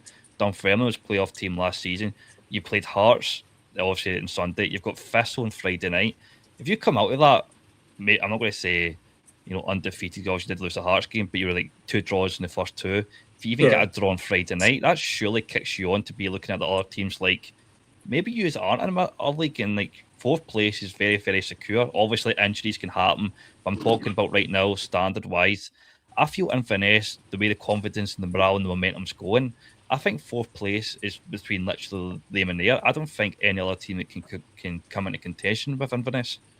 Yeah, and having been at, obviously, I was at the Dunfermline game. I didn't go to the away game when they drew. But against Arbroath, but on both games they could have easily beaten Dunfermline on that day at least 4 or 5-0. They obviously just never put the ball in the net, and Dunfermline keeper on that day had a brilliant day. And then against Arbroath, similar things, the keeper had a brilliant game.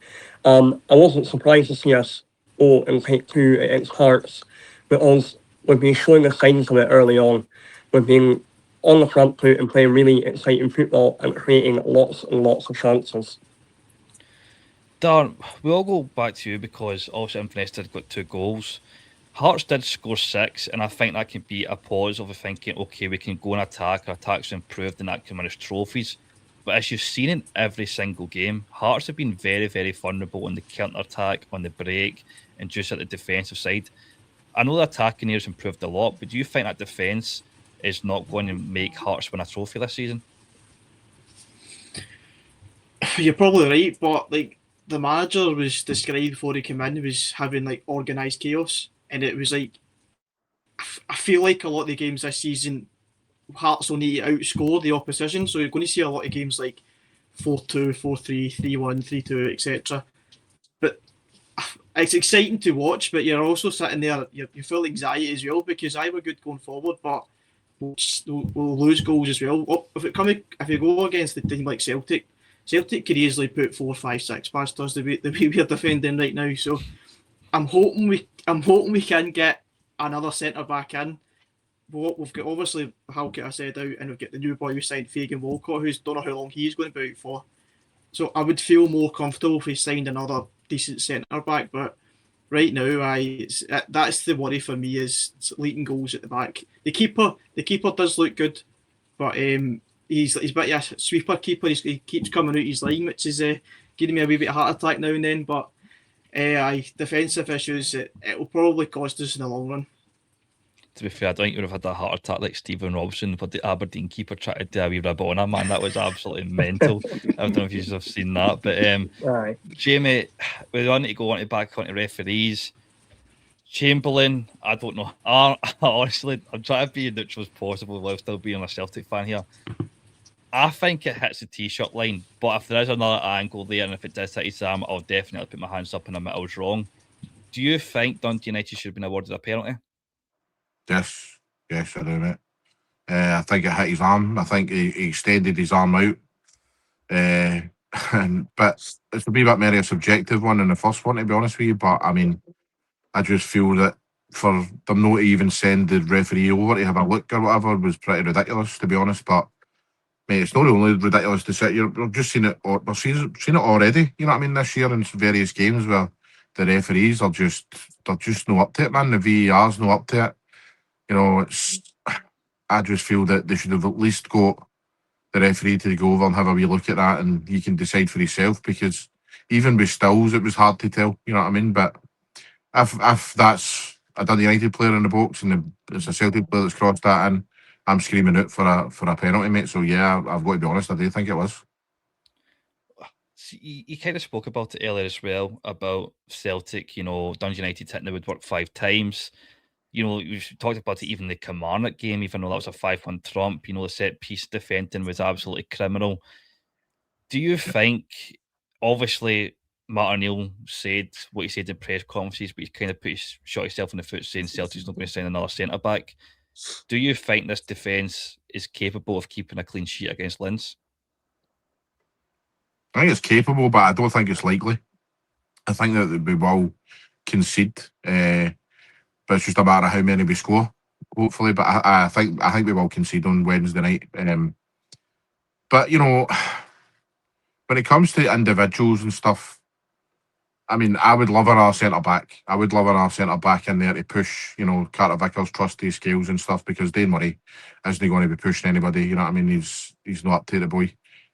But I think it's Mary a kind of, they just need to work on the coaching side of things and that, because it just feels as if every time the ball in the box on Saturday, and as you see against Kilmarnock, it felt a bit nervy. You know what I mean? As if the opposition are winning the headers all the time and stuff. So I'm not really sure it's individual errors and stuff. It's maybe a collective kind of problem that will hopefully be addressed. But I think we will probably concede on Wednesday night. Martin, like I said earlier, mate, Martin O'Neill mentioned that after the match, which is encouraging to me that he sees that. He sees that, you know, the fact that Dundee United did get in so easily and got shots off without them being blocked and all that kind of stuff. So I'm hoping that they're working on that this week and can improve it, because we've just got a new set piece coach in, and obviously we did from Hearts. And we did score for a set piece on Saturday, obviously, but it's in our books that I'm most worried. It just seems every time the ball comes in the area, we flap a wee bit and that. But I think that will come with time and stuff. But the problem being is we don't really have time. You know what I mean? These Champions League games come thick and fast. You know, the start of the season and that. But hopefully we'll get it right for Wednesday. We can take a wee bit of an advantage over there because I think it's going to be a real tough night over there next Tuesday anyway.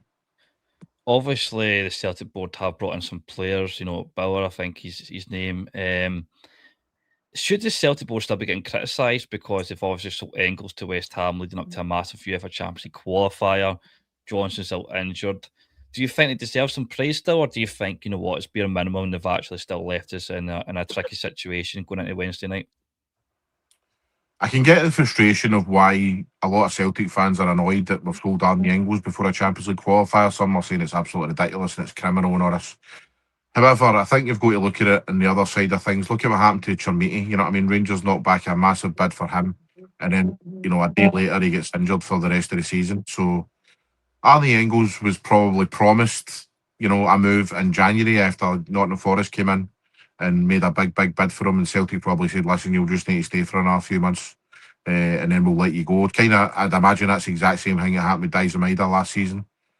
So, I mean, I can get why Celtic have sold him. I mean, it would have been nice to hold on to the Champions Fires and stuff, but West Ham clearly pushed for it, you know what I mean? And they might have, for all we know, they might have went, listen, you accept this and we're no coming back, you know what I mean? And because apparently they wanted him in for the weekend there, which Martin O'Neill was saying, but he wasn't. They had a deadline. He wasn't even in the match day squad though, so I don't really know what that was about. But at the end of the day, he's gone now, and we've got more than enough in there, in my opinion. I know that we do need to replace him. We do need it, but you know, this isn't Real Madrid or Barcelona we're playing. We should still have enough to beat Lask. We've got Callum McGregor in there, you've got Neger in there, you've got McCowan, you've got Bauer. So there's plenty of people in there that can do well. You know what I mean? So I think they deserve a bit of praise for what they've done, to be honest with you. I mean, it's been years of criticising them, and quite rightly so. But when they do things right and they get players in for a decent amount of money and all that, I think that you can honestly say, you know, well done on this one, because like I said the other day, I was looking at the Champions League qualifier team for last season, the home and away legs. It was just ridiculous, absolutely ridiculous. The players that we were playing with in that, you know, in the games and stuff. But this season, honestly, I don't think there's many excuses that can be made if Celtic don't make these Champions League. To be honest with you, I think that, you know, like I say, we've broke our transfer record. We've signed players that are playing at World Cups. We've signed players who were bound to play in the Bundesliga but are now here. You know what I mean? So there is definitely talent there now and stuff like that. So I don't really think there's many excuses, and I think they probably deserve a wee bit of praise. Liam, we will do a wee recap. What is your thoughts heading into the Friday night game against Thistle? Do you think it's something that Inverness can walk away with 3 points, or do you think, you know what, take a point right now and you would walk away with it? I don't think there's any reason why we can't be positive and thinking we can get 3 points out of that game. But also, definitely from the first 2 games in the Championship, the way we've played. And then, as was mentioned, we went quite large parts of Sunday's game against Hearts. And now, that's a Hearts team that last season went toe-to-toe with Celtic, who they're speaking about as being Champions League quality and things like that. And Inverness not long ago were obviously in League One. I think there's no reason why Inverness have been looking to try and get 3 points on Friday night, and we've got a really good record at home. So yeah, they're looking to build on that. See if Inverness does get the 3 points, and I know that's a massive if. Does your expectations slightly change, thinking Inverness can do a title challenge, especially being undefeated against, you know, the top 3 last season? Maybe changes, but what certainly will help is the actual momentum, as what happened with Falkirk. They went on a massive run to win League One, and that's what that momentum brought forward. And it happens a lot, you see it a lot all the time, that teams when they get promoted at times, it's the momentum that takes them forward, and there's no reason why Inverness can be any different from that. What is your score prediction for the Friday night game? I'm going to go with 2-1 Inverness. Jamie, obviously Celtic did draw Rangers in the cup. We did briefly speak about that. Are you confident going over to Ibrox? You're in mute, mate. Sorry, I forgot to mute there. I think we've got to be. Rangers obviously haven't started the season great, but obviously they got a very, very good result yesterday. It was a decent performance through what I've seen, but they also look kind of weak at the back, in my opinion. I think that we will get opportunities, and we've got the Ibrox there. We beat them in the cup last season. We beat them in the league and that. So, I'm confident, mate. I would have obviously preferred it to be at Parkhead, but I mean, at the end of the day, if you're going to win these trophies, you need to go to places like that and win big games and stuff. So, I mean, I'm confident, but we'll see what happens at that time. You know what I mean? How Celtic are performing if we're in the Champions League, if we're doing well, and we'll see how Rangers are as well, because they might kick for that result yesterday and stuff. So, I'm confident, mate. To be honest with you, I'll ask you your thoughts on the Wednesday night game, and then I'll get your score prediction for the Wednesday night game. I think it is a wee bit too far away to predict, the Premier Sports Cup game against Rangers. So what's your thoughts on Wednesday, and what's your score prediction going to be? Oh man, it's such a tough one, because if I turn around and say, we'll win and all that, it's just going to jinx us, isn't it, man? I think it's really difficult, Jordan, because you don't know anything about Lask. Do you know what I mean? It's like these Champions League qualifiers, it's like early years, man. It's just total anxiety, and you turn up to these games and you're like, I've no idea how good this team is and all that. Even if you get in the Champions League, though, you know what I mean? You at least know how good Leipzig are, or how good Madrid are, or how good Juventus are and all that, right? You know what I mean? These Champions League qualifiers is just total unknown quantities, man. You're getting blindsided. So I want to turn around and say, 3-0 to Celtic, but I don't know how good Lask are. They might turn up and be amazing, or they might totally freeze at Parkhead. It's really, really difficult to say. But I'm going to be confident, mate. I'm going to say that, we've signed good players who have scored in the Champions League, players who have performed at the highest level in World Cups and all that. I'm going to say Celtic win 3-1. Well, thank you, lads, for coming on. Darren's Wi-Fi definitely went. I'll just do a Darren answer. Darren always says 2-0. That'll be his prediction against Stenny. I'll speak for him. But yeah, lads, thank you so much for coming on. To everyone that's still watching, hit that like button, subscribe. If you are listening over Spotify, hit that follow button. It's very much appreciated. Part 4 will be obviously the next segment between Rangers, St Mirren, Hibs and Partick Thistle, and obviously one more that I'm completely missing at the top of my head, Stenny and Motherwell. So yeah, thank you so much for watching, and I'll see you all for part 4. Hello, ladies and gents, and welcome to the last part of this segment. And thank God, because I feel like this literally video is going to be 3 hours long. But I'm going to be diving into the St Mirren Rangers game, Hibs and Thistle, and obviously the Motherwell and Stenny game. Stenny fan couldn't quite make it, so Kyle's let off the hook. Well, kindly, we'll see how that goes. But how are we well doing, boys? Good. No. Fabulous. Yeah, not bad. I might just leave you to last, Kyle, just to, get that pressure on you, mate, just get the wee levels up. But we will start off with the Hibs game. Harvey's steaming over in Zante, drinking 6 on the beach. That's a question for you. What's your favourite cocktail? It better not be 6 on the beach. But Harvey, what was your thoughts on the game? Hibs Partick game. Well, aye. Pretty poor performance for Hibs. I mean, I don't think the Partick Thistle keeper actually had a save to make the whole game. Obviously, we scored, but I wouldn't say that we were deserved to go through. I mean, Partick Thistle, no, obviously a league below us. Thought they played really well. Their keeper didn't make a single save actually. Salinger made a few really good ones. Again, Salinger digging us out the mud, keeping us in games. But overall, Hibs, I'd say we did not deserve to go through that game. Is that a worry for you, or do you just think it's a European hangover? I mean, it could be a bit of both, a European hangover as well as that. We did change a couple of players in the squad, but then again, Partick have shown that they are only a couple off the Premiership there. Really good performance from them, but it's not really worrying me too much because, I mean, we've got a bigger game this Thursday against Ghent in Belgium, but you know what? We went through and that's the main thing. Cammy, obviously Thistle, they did have enough chance to get something from the game. Does that disappoint you? You couldn't get that capitalised, that equaliser at Easter Road. I was, to be fair, I was gutted because what I said to my missus after full time was, I'd rather we get pumped like 4 or 5-0. I'd rather we get battered because then by half time you go, right, okay, cool, let's just get up high and just have a laugh in that. But when you're standing in the section and because we were dominant for the kind of second half, I thought at least, and I kind of thought right, we could really, really go at this, and then it's like torture just watching it like slowly fizzle out. Because I think we had 9 shots in total, and I think 5 of them were You on played target. a lot better than us, by the way. You played much better than us. Aye, it was because it's obviously we've spent some amount of money in the championship, and when we're at it, we just look so at it, and that's why the playoffs is so gutting every year, because we're that good, and then we're just not at all, even in the slightest. So it was tough watching it just pure fizzle out for the second kind of half. So I'd rather we get battered, but I was gutted not to get through. But at the same time, happy because I think all focus needs to be on the league now, because it's been 8 years since we get relegated.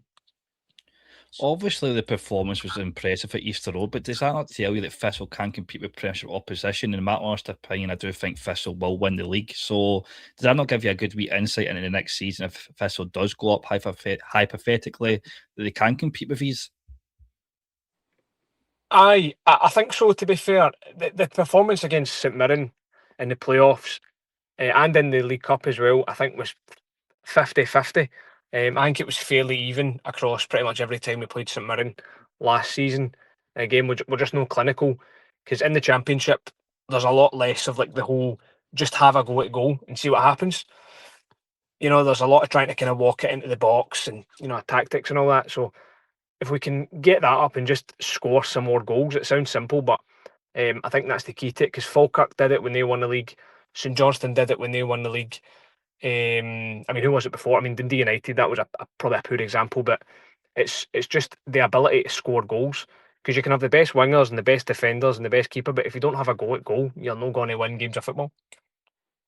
Robbie, obviously with a 5-1 defeat against Rangers, you know, I'm not going to stitch you up here. You did predict 2-1. I don't know if that was obviously through optimism, but does this result change your expectations, or do you not really care because it was at Ibrox and you do expect the Rangers, you know, to turn up at least one of these games? I think like what Cammy was saying, I probably would have rather we get battered at Ibrox than, you know, go out on penalties or something like that. I think there was a lot of positives I took out of the game at Ibrox. There's no many you can take out of a 4-goal drumming, but 5-1, sorry. But yeah, I really did take a lot of positives. I thought we played well. We moved the ball about nice at points. We're just so easy to break through at the back. I actually take what Cammy said there about Partick Thistle. I'm like, if they could have played to their standards, and I think the one big thing Partick are probably missing is a better striker, and I don't think Tony Watt's a bad striker necessarily, but in terms of where Partick probably could have a striking option, and I think they could upgrade. So, you know, if they have another striker, they probably beat us in the playoffs. So I'm no Jordan, you know me, I'm still optimistic. I'm always going to be. I don't think 5-1 defeat to Rangers is going to hurt us too much. We started off a league campaign really well, and look, Rangers deserved it. I said this. I've been arguing with fans all week. Fans have been saying, "Oh, you shouldn't be losing to Rangers. They're playing rubbish." The squad is worth about 20 times more than St Mirren's.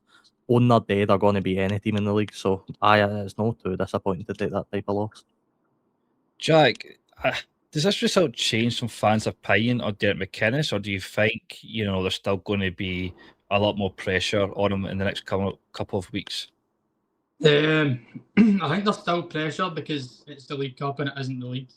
I think obviously everybody's main focus of supporting Rangers is definitely get that league title won, and anything else is probably maybe a bonus. Some people are a bit more lenient, but I would say there's not as much pressure as there was regarding because of the scoreline. I think if that was maybe a 2-1 or a 1-0, there's still have fans going, well, that wasn't clinical enough, or he's a straight by again. Or because it's 5-1, the pressure's probably off him a little bit, but it's definitely still there regarding obviously getting into the league in Europe on Thursday as well. Obviously, James Penrice had a brilliant debut, a goal and assist.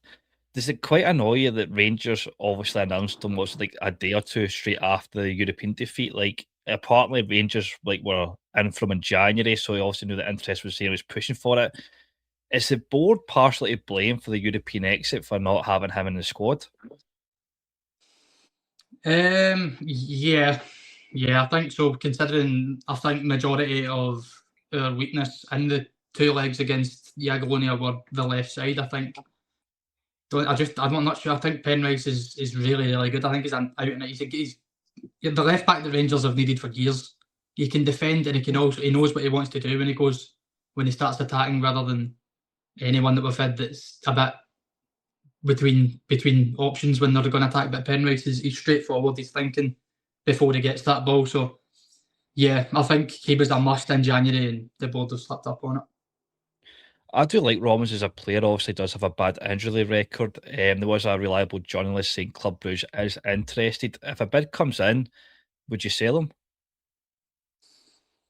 Yeah, I think I would, because I think it is, as you mentioned. I think this injury, whatever is happening, it's going to happen time and time and time again.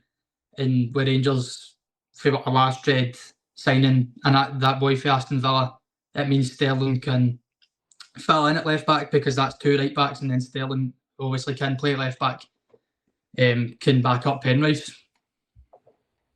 Kyle, I'm going to ask you a simple, basic question. What was your thoughts on the game? Not good enough. The one thing that strikes me is we didn't look like we wanted to win it. Because for the full 120 minutes, wasn't even 90 minutes, 120 minutes, they kept us in like our half. And it's like, no disrespect to Stenhousemuir, obviously, but to get basically played off the park by a low league side, once again, as a Motherwell side, it's downright embarrassing. And it's not even the worst of it. Going into it, the lineup alone was so disrespectful to Stenhousemuir, because we had about 5 academy graduates in the starting lineup. Don't get me wrong, Conley and goal, he was alright. Ollie White in the midfield, but the other three, like Ewan Wilson, Luca Ross, who have been at Motherwell for about 4 years now and have had a chance to prove their worth, and they genuinely look like they've never kicked a ball in their life. Was it another European hangover, though? Do you think? I wouldn't.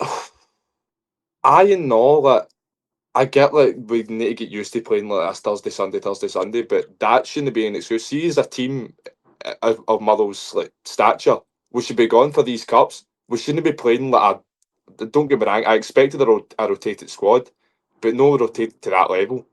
Like a few changes at most, and I would have been fine with that. But to put that team out and play what we did on Sunday, it was genuinely a very, very hard watch.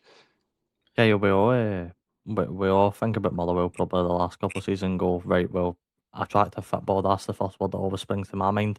How annoying was it? Because I was watching some clips of the game, and it's literally Stenhousemuir scored about 114 minutes, and for the last 5 minutes, there's no a ball getting chucked into the box. It's Motherwell passing it side to side, doing the tippy-tappy stuff, and we all love watching that style of football, but Kyle, as a fan, it must be so annoying when you're not just going for it in the last minutes.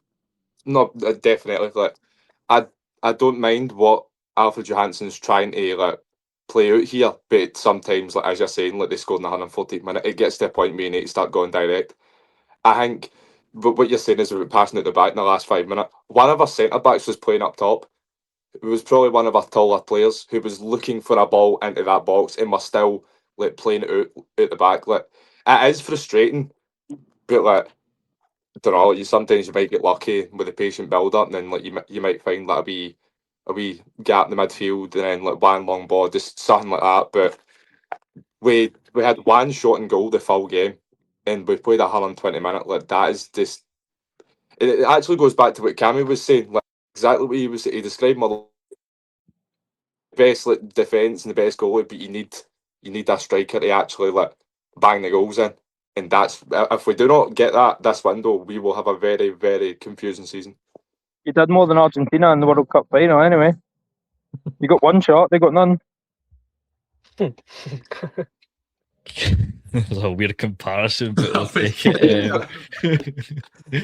Kyle, obviously it's a wee bit deja vu and changing the squad. Obviously, last season you did do it at Aberdeen. You lost up to Pittodrie, but there was obviously dodgy refereeing decisions when or not. But does this one not annoy you a lot more? Because you can understand that if it's Celtic and Rangers to a degree because they're used to winning trophies, it feels like there was a wee bit of disrespect.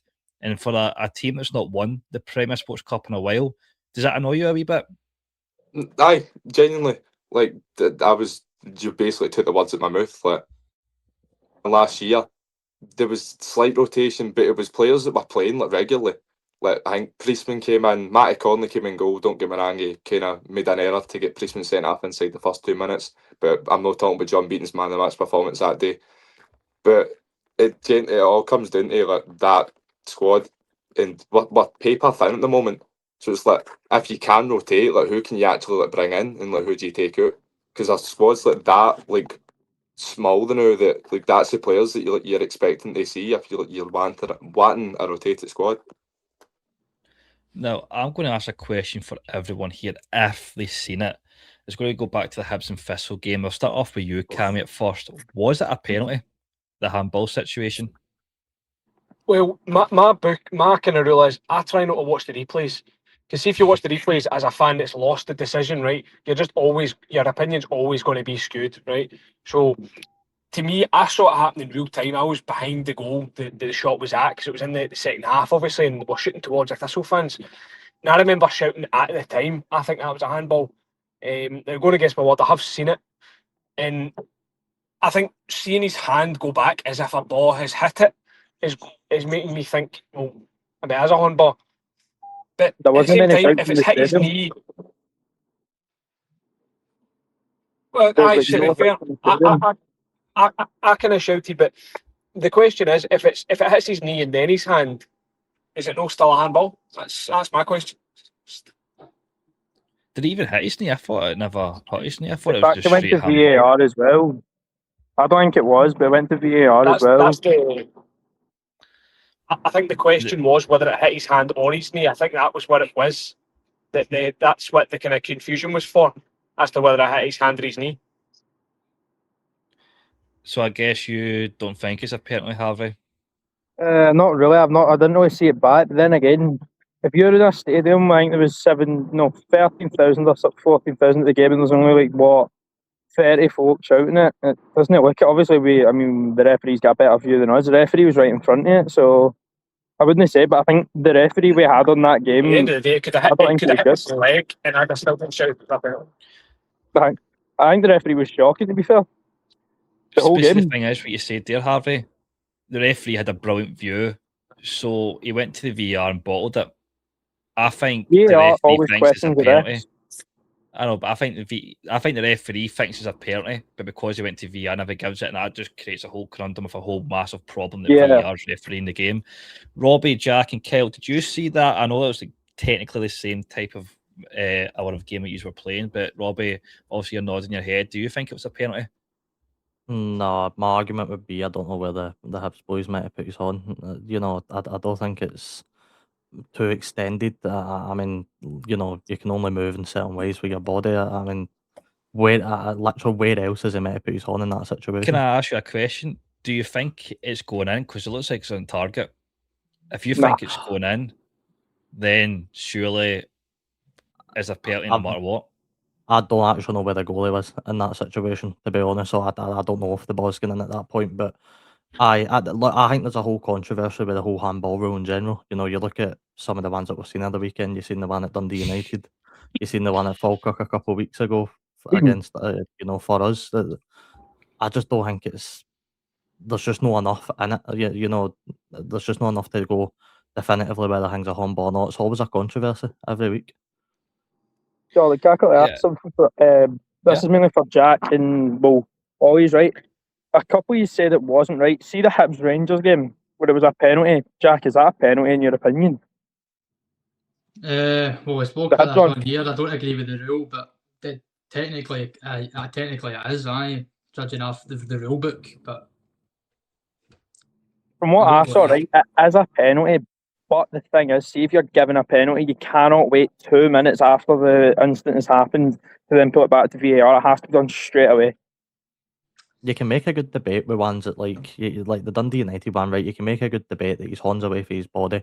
I just don't get what football players are meant to do with their horns. Like he's no got it in a pure unnatural position to the point where you're like, right, well, he's just taking the mick with it now. It's in a position where you'd expect it to be.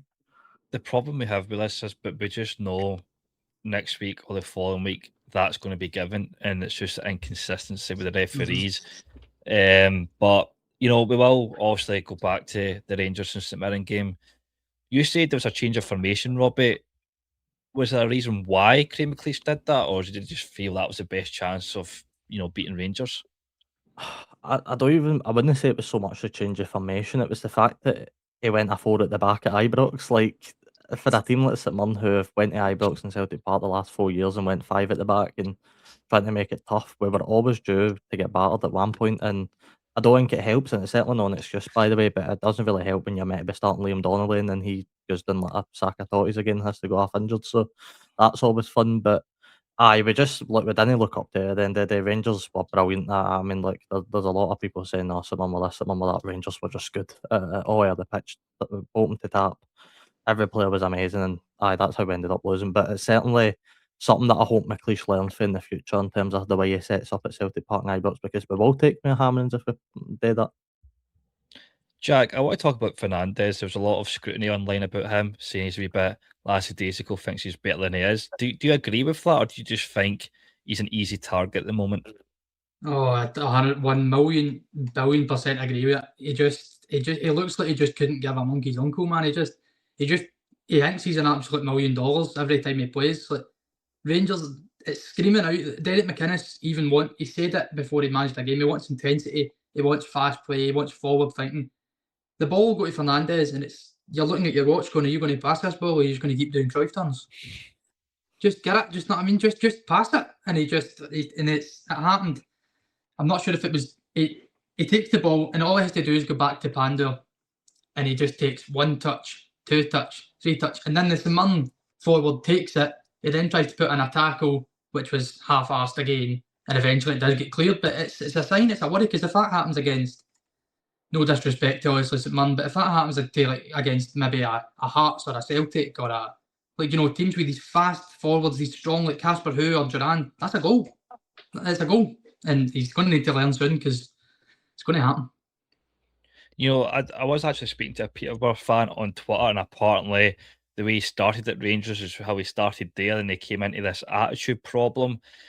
Again, like I said to you about the Roman situation, but the only problem is Rangers are kind of light in centre backs.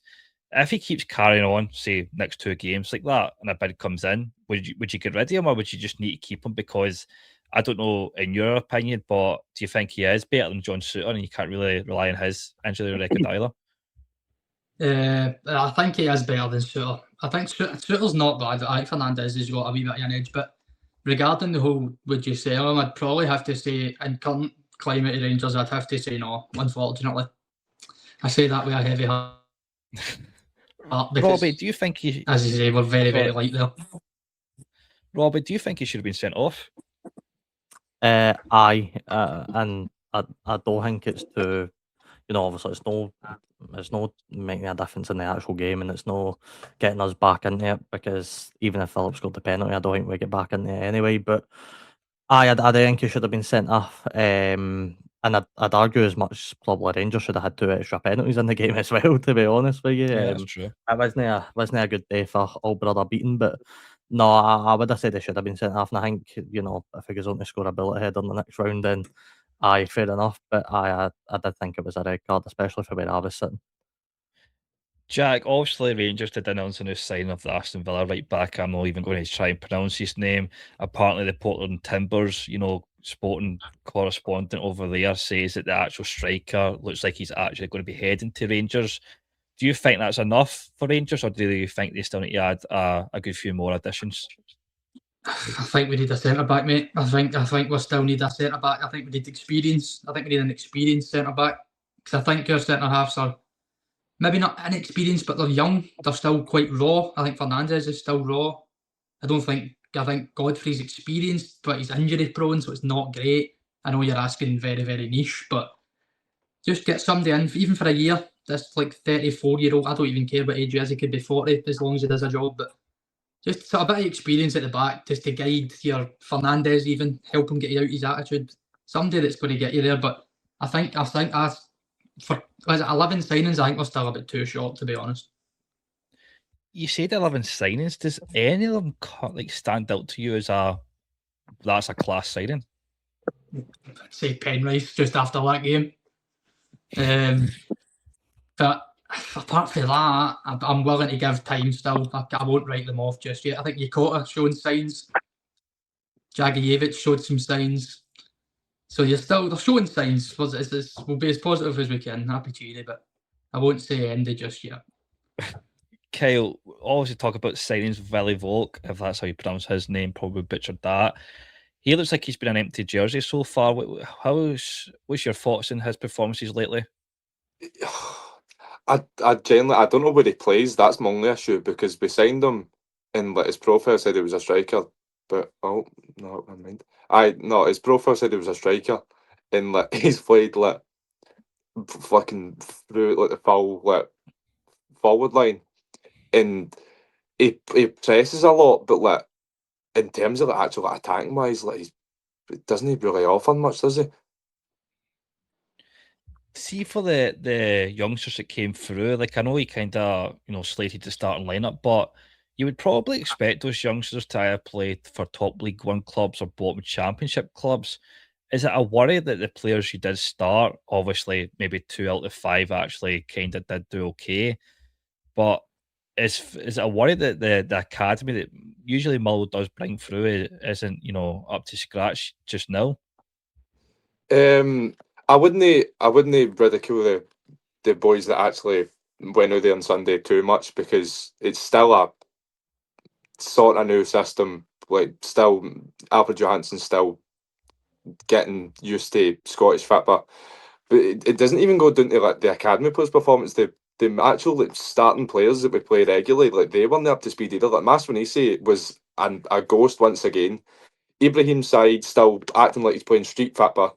Like, don't get me wrong, like all the glorious like gifts he uses. Sometimes you just need to think to yourself, you want to stop doing step overs and pass the ball. It's generally as simple as that. But I couldn't really like highlight a single player in that squad that actually like, stood out to me because they were all just didn't look like they wanted to win the game. And from a Motherwell fan's perspective, like you'd expect us to like at least want these cups because obviously for our team stature in Motherwell, your only chance of like any sort of achievement is winning either like, the Scottish Cup or the League Cup because you're not exactly going to go for the league. There was a wee rumour. Well, I want to say rumour. It's obviously a true journalist who's obviously been. I've seen him between the Celtic and Rangers forefronts, and he's always correct. That Rudy guy.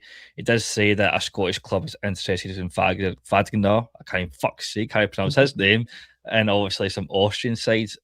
Obviously, you said at the start of this, podcast that he's one of the guys that actually made Motherwell play.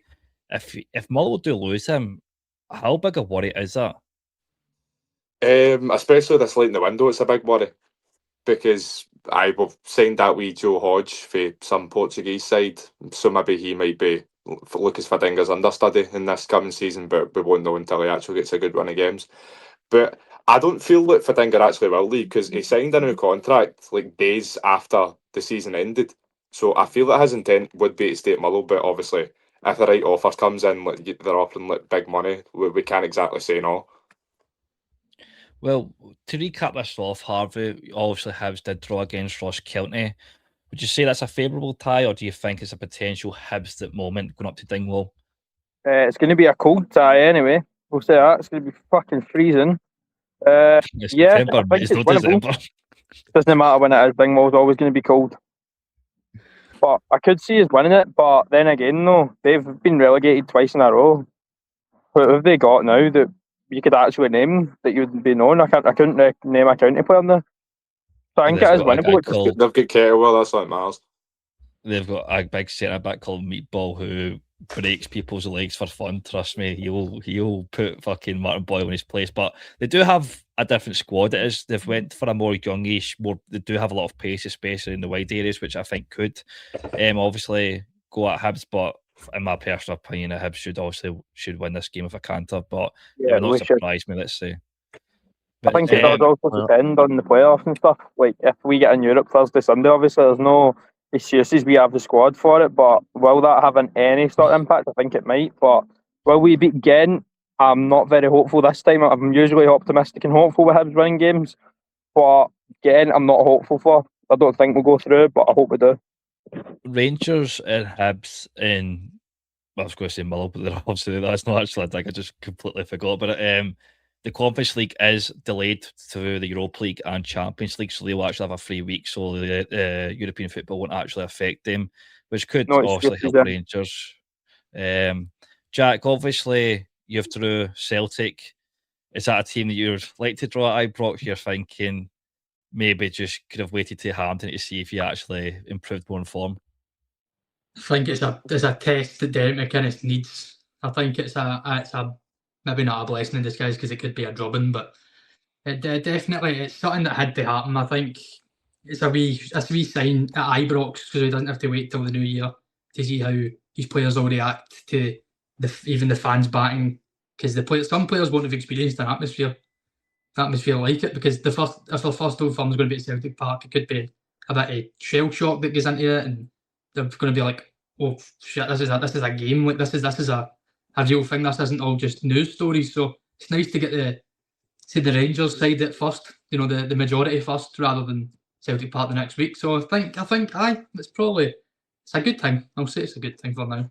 Come back to me when it's finished. Does it not worry you slightly that it's a double header? And if Celtic do win the double header like they did last season, which was honestly remarkable, I never thought that would have happened. Do you think this Rangers squad just capitulates with Derek McInnes as well? It could, because the fans will be on the backs, man. If it's a double header, especially if it goes 1-0 Celtic, and then it could be whatever at Celtic Park. If they don't score a goal, at least it could be bedlam. It could be Russell Martin territory. Cammy, I don't know if you're actually, I don't want to, make you crash your motor, but I will ask a question. Obviously, Thistle do have Inverness this Friday night. Do you think that'll be going to be a challenge for Thistle, or do you think, I know we had a poor away record last season, but it should be a game that, Thistle should win comfortably? No, to be fair, I'm parking this, so I'm not behind the wheel anymore. But this is my only concern. Usually we'll lose to Morton at some stage, and that kind of takes a wind out ourselves. Obviously, Morton are just dead in the water these days. You carry this season, mate. You carry this season. That'll be embarrassing. No, I think they put up a thing asking for money as well about 2 hours ago. So it's a wee shame. I'll probably donate to it, but at the same time, get in the bin. Obviously, fuck them.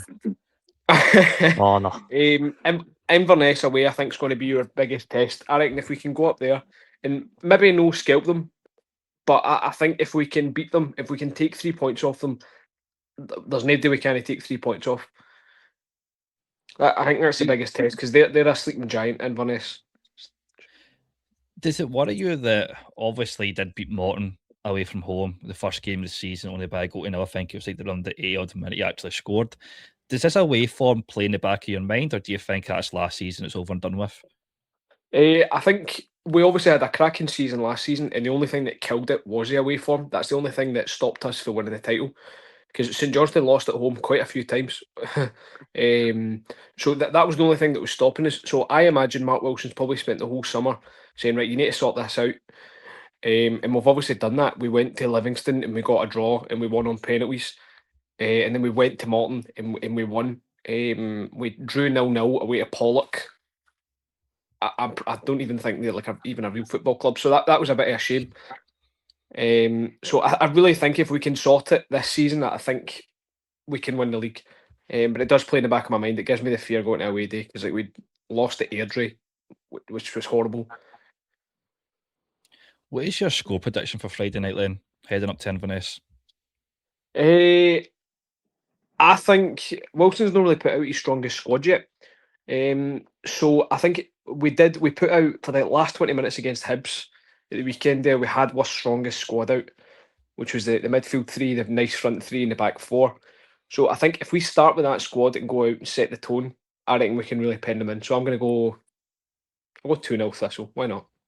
Oh, boys, he's done it. He's went with the 2-0. Every time someone says predicts 2-0, they're actually going to lose. I'm sorry, Cammy, but you've jinxed your team right up. But we're going to get pumped.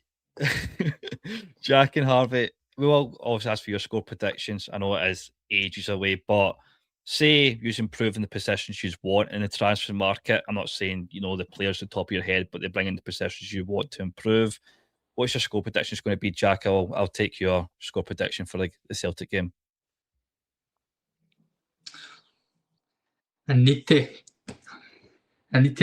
really, really pessimistic when it comes to Old Firms. I don't know why.